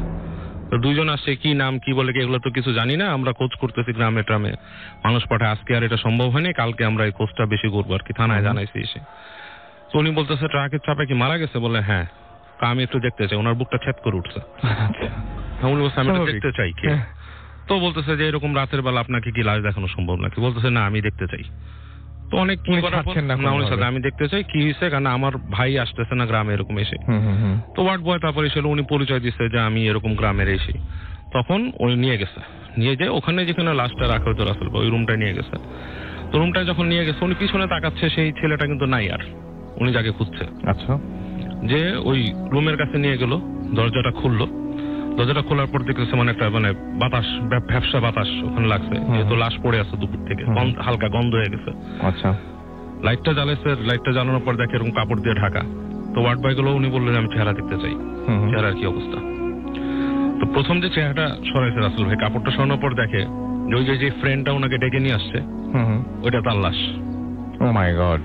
হ্যাঁ, এবং অ্যাক্সিডেন্ট হয়ে মানে খুব খারাপ অবস্থা আর কি। এখন প্রশ্নটা হচ্ছে কেন তাকে ডেকে নিয়ে আসলো, তাই না? হ্যাঁ, অবশ্যই সেটাই প্রশ্ন। এবং তারপরেরটা তো উনি বুঝেই ফেলছে যে পরেরটা কি হবে। হ্যাঁ। এবং পরের লাশটা যখন দেখছে ওনার ভাইয়ের লাশ, উনি প্রচন্ড মর্মাহত হয়ে গেছে। বাট একই সাথে তার মনে ভয়ের কোশ্চেনটা অ্যারাইজ করছে, ওনাকে কে নিয়ে আসছে। মানে একটা মিশ্র প্রতিক্রিয়া নিয়ে উনি ওখানে ছিলেন। বুঝতে পারছি। এবং তারপরে উনি খবর পাঠান আস্তে ধীরে মানুষকে দিয়ে এবং সৎকার করেন জিনিসটা। তবে ওনার কাছে এটা বেশ মিস্ট্রি, মানে এখন পর্যন্ত ওনার কাছে এটা মিস্ট্রি যে কিভাবে ওনাকে ওনার সেই ভাইয়ের ফ্রেন্ড ডেকে নিয়ে গেল। Thank you very much. Thank you.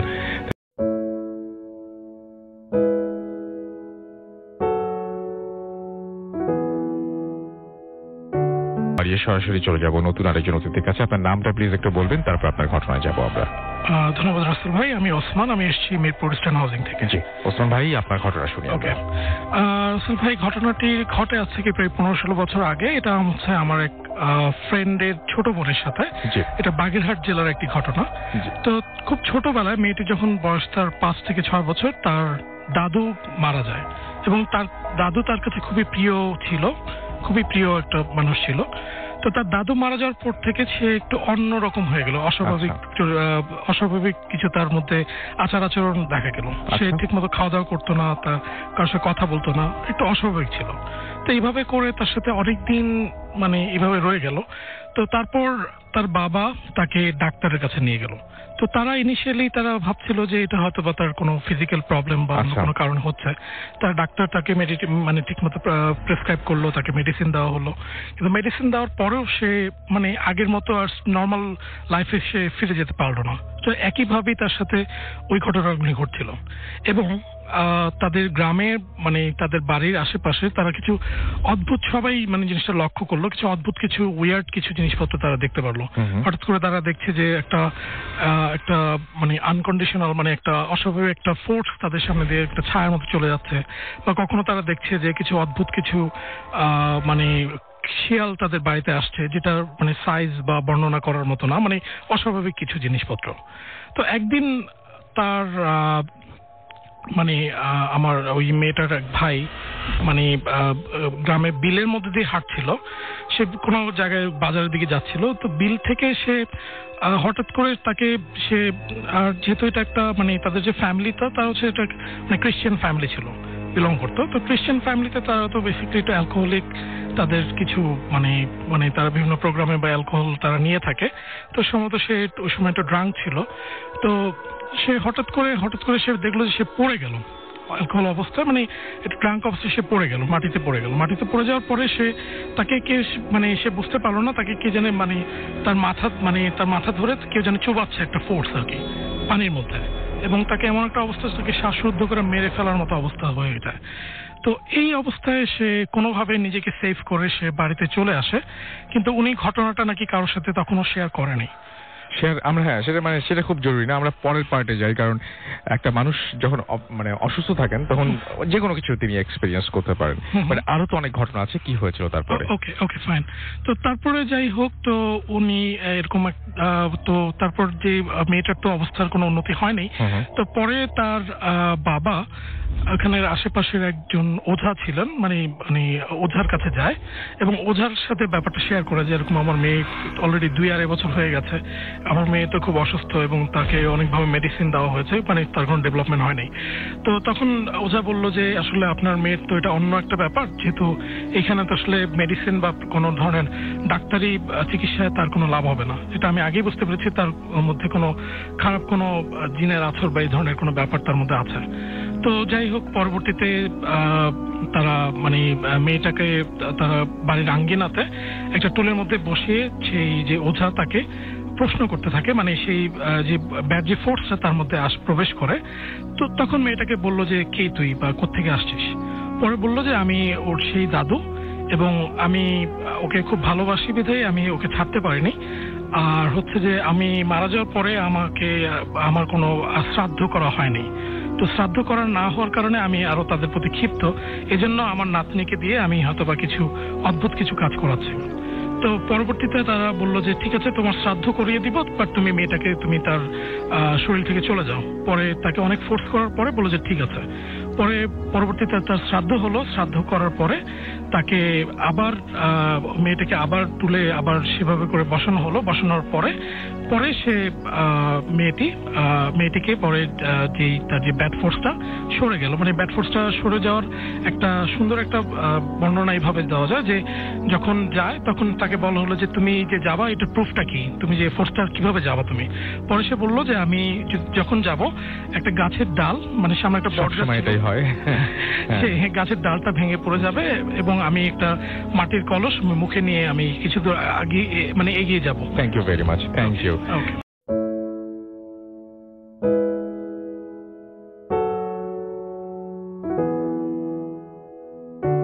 ভাই চলুন আপনার ঘটনা শুনি আমরা। আচ্ছা রিয়াজ ভাই, রাসেল ভাই, এটা হচ্ছে রিয়াজ ভাইয়ের কাহিনী। এটা 80 দশকের কাহিনী আর কি। জি।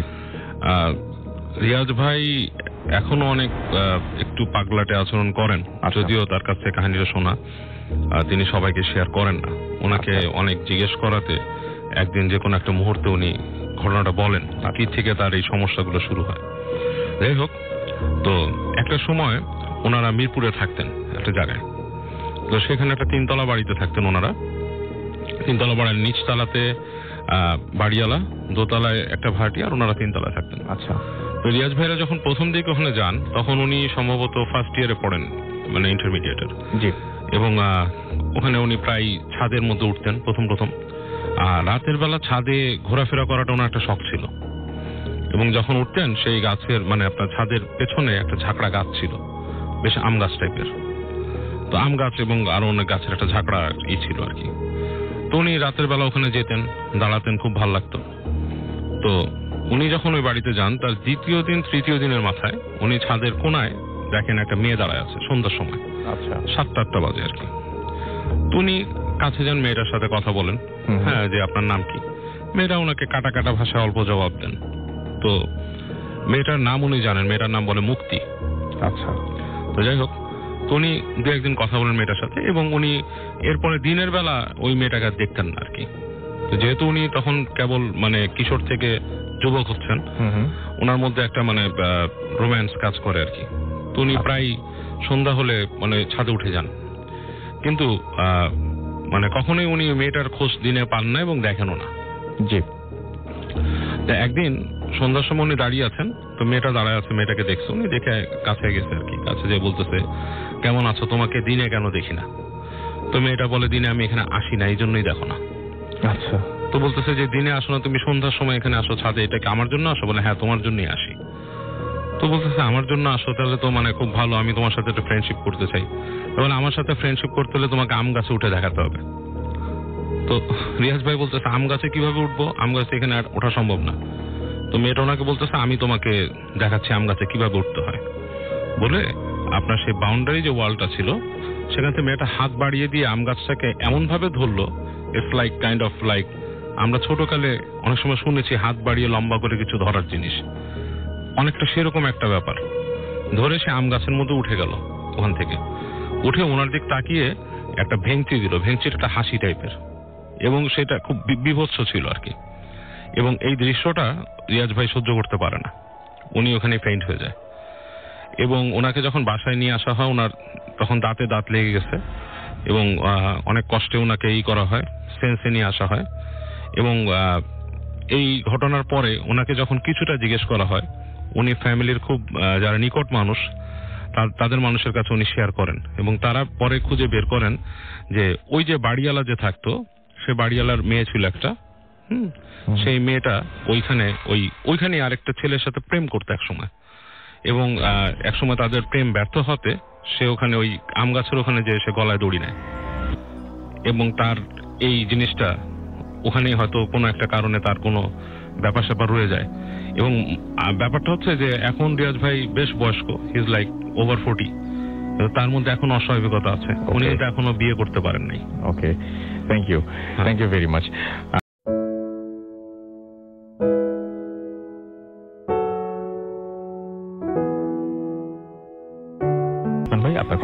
ভাই, ওই যে 5 জন ওরা সবাই টিনেজার, কিন্তু এত কষ্ট করে রাজবাড়ির বিভিন্ন জায়গা থেকে কষ্ট করে নিয়ে আসেন, বিশেষ করে সজীব, ফরহাদ, তারপরে সিজার, রাজু এবং হৃদয়, এদেরকে অভিনন্দন না জানাই নয়। তারপরেও ওদের অভিনন্দন জানিয়ে আজকে ঘটনাটা শুরু করছি, যে ওই ভূত এফএম টিম থেকে ঘটনাটি পাওয়া।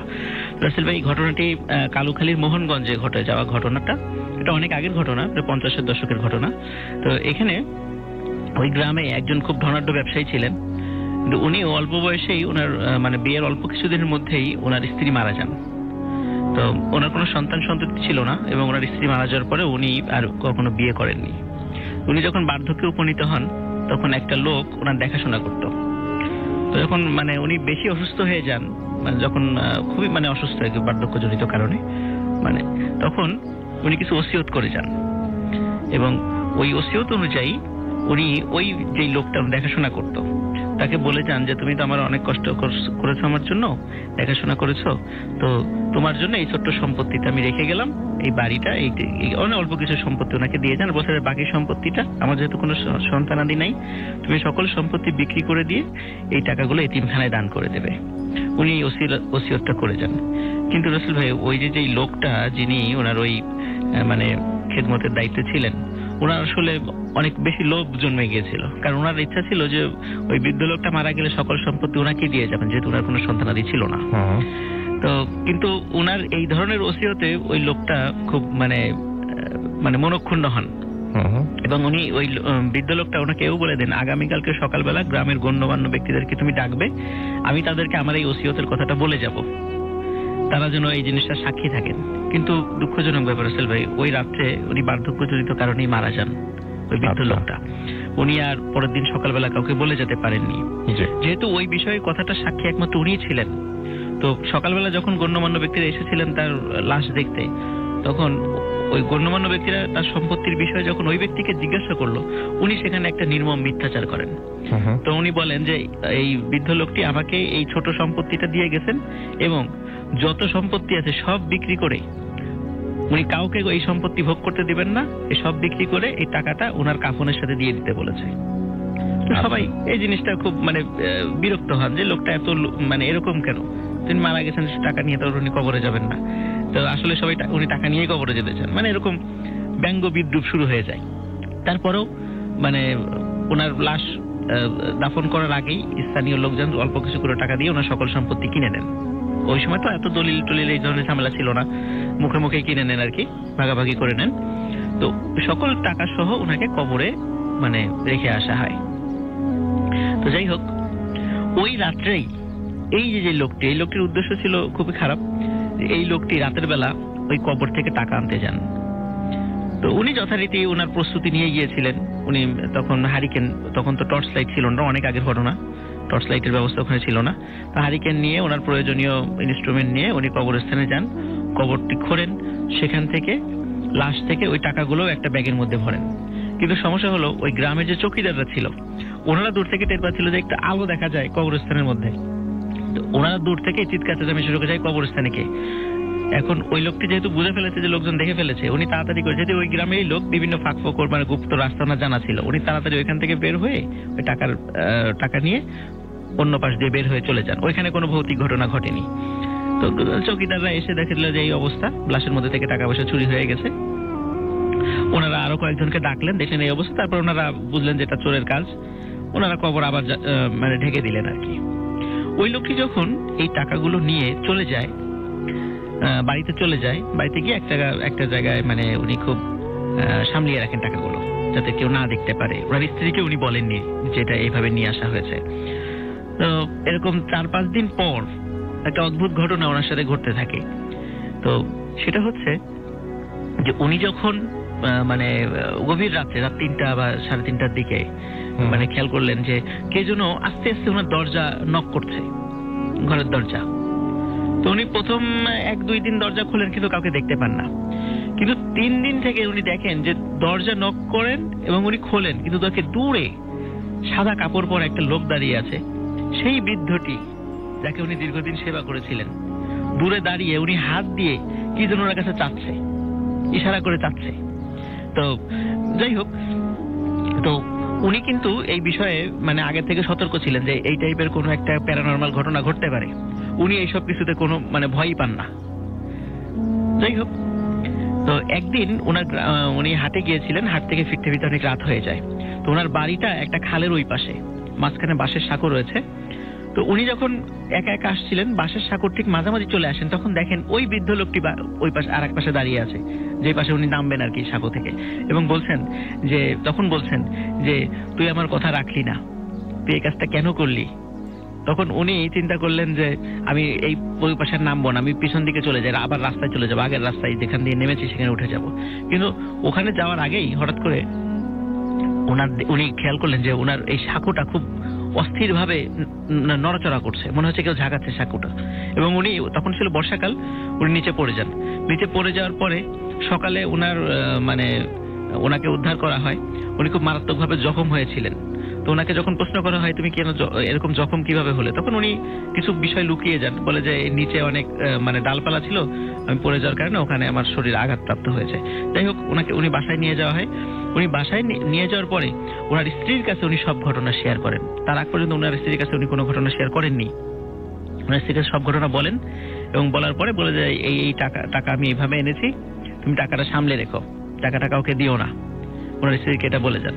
এবং ওই রাত্রেই ওই লোকটি মারা যান, যেহেতু খুব আঘাতপ্রাপ্ত হয়েছিলেন। এবং মারা যাওয়ার আগে বলে যান যে আমি যখন পানিতে পড়ে গিয়েছি তখন মনে হচ্ছিল কারা যেন আমার শরীরটাকে খুব আঁচড় দিচ্ছে, এবং ওইটার কারণে এই অবস্থা হয়েছে। তো যাই হোক, ওনার স্ত্রী যখন এই টাকার কথা বলে যান, তখন ওনার স্বামী মারা যাওয়ার কয়েকদিন পরে ওনার স্ত্রী অদ্ভুত রকমের স্বপ্ন দেখতে থাকেন, যে স্বপ্নে একজন বৃদ্ধ লোক এসে বলে যে আমার টাকাগুলো আমাকে ফিরিয়ে দাও। এরকম 6 দিন হয়ে যাওয়ার পরে 7 দিনের দিন ওনার স্ত্রী ওই বৃদ্ধ লোকটাকে স্বপ্নেই জিজ্ঞেস করে যে আপনি কিসের টাকা কথা বলছেন, কাকে ফেরত দিতে হবে? বলে তোমার স্বামী যে টাকাটা রেখে গিয়েছিল এই টাকাটা তুমি এতিমখানায় দান করে দাও। তখন ওনার স্ত্রী ওই ঘুম থেকে ভাঙার পরে মনে হয় এটা তো জাস্ট একটা স্বপ্ন, উনি এই টাকাটা দান করেননি। এই টাকাটা ওনার বাপের বাড়িতে রেখে আসেন। বাপের বাড়িতে রেখে আসার পরে যেদিন রেখে আসেন ওই দিন রেখে আবার বাড়িতে চলে আসেন। ওই রাত্রে ঘটে সবচেয়ে ভয়ঙ্কর যে ঘটনাটি, সেটা হচ্ছে গভীর রাত্রে হঠাৎ করে দরজায় নক হয়। উনি দরজাটা খুলে দেখেন যে ওই বৃদ্ধ লোকটি দাঁড়িয়ে আছে। বৃদ্ধ লোকটি দাঁড়িয়ে বলছে যে আমি তো তোকে বললাম, তুই আমার কথা শুনলি না, এখন তোর ছেলেটাকে আমি নিয়ে যাব। তো উনি খেয়াল করলেন যে ওনার ছেলেটা খাটে ঘুমিয়ে আছে, কিন্তু হঠাৎ করে ওই বৃদ্ধ লোকটির হাতে ওনার ছেলে দাঁড়িয়ে আছে, ওনার ছেলেটা ওর বৃদ্ধ লোকটির পাশে দাঁড়িয়ে আছে। কিন্তু একদিকে দেখছেন বৃদ্ধ লোকটির কাছে ওনার ছেলে দাঁড়ানো, আবার উনি পিছন দিকে তাকিয়ে দেখছেন খাটের উপর ওনার ছেলে শুয়ে আছে।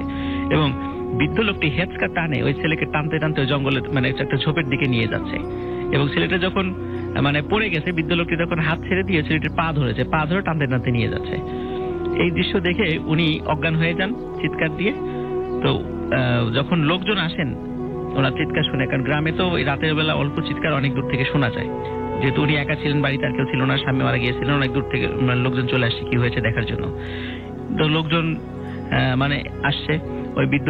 ওই মহিলার যখন জ্ঞান ফেরা হয়, জ্ঞান ফেরার পরে উনি দেখেন যে সবাই ওনার ঘরের ভিতরে একবার ঢুকছে, বের হচ্ছে এবং কি যেন বলা বলি করছে। তখন ওই মহিলাটির কাছে ওই লোকটা বলেন, বিভিন্ন লোকজন বলেন যে তোমার বাড়ির তুমি এখানে অজ্ঞান হয়ে পড়ে আছো, তোমার ছেলেটা তোমার বিছানায় মৃত অবস্থায় পড়ে আছে, তো এই ঘটনাটা কি? তখন ওই মহিলাটি ডিটেলস সব ঘটনা বলেন যে আমার স্বামীর লোভের কারণে আজকে এই অবস্থা হয়েছে, তা আমার ছেলেও মারা গেছে। পরবর্তীতে ওনার টাকাটা ওনার বাপের বাড়ি থেকে উদ্ধার করে নিয়ে এসে ওই এতিমখানায় দান করে দেওয়া হয়।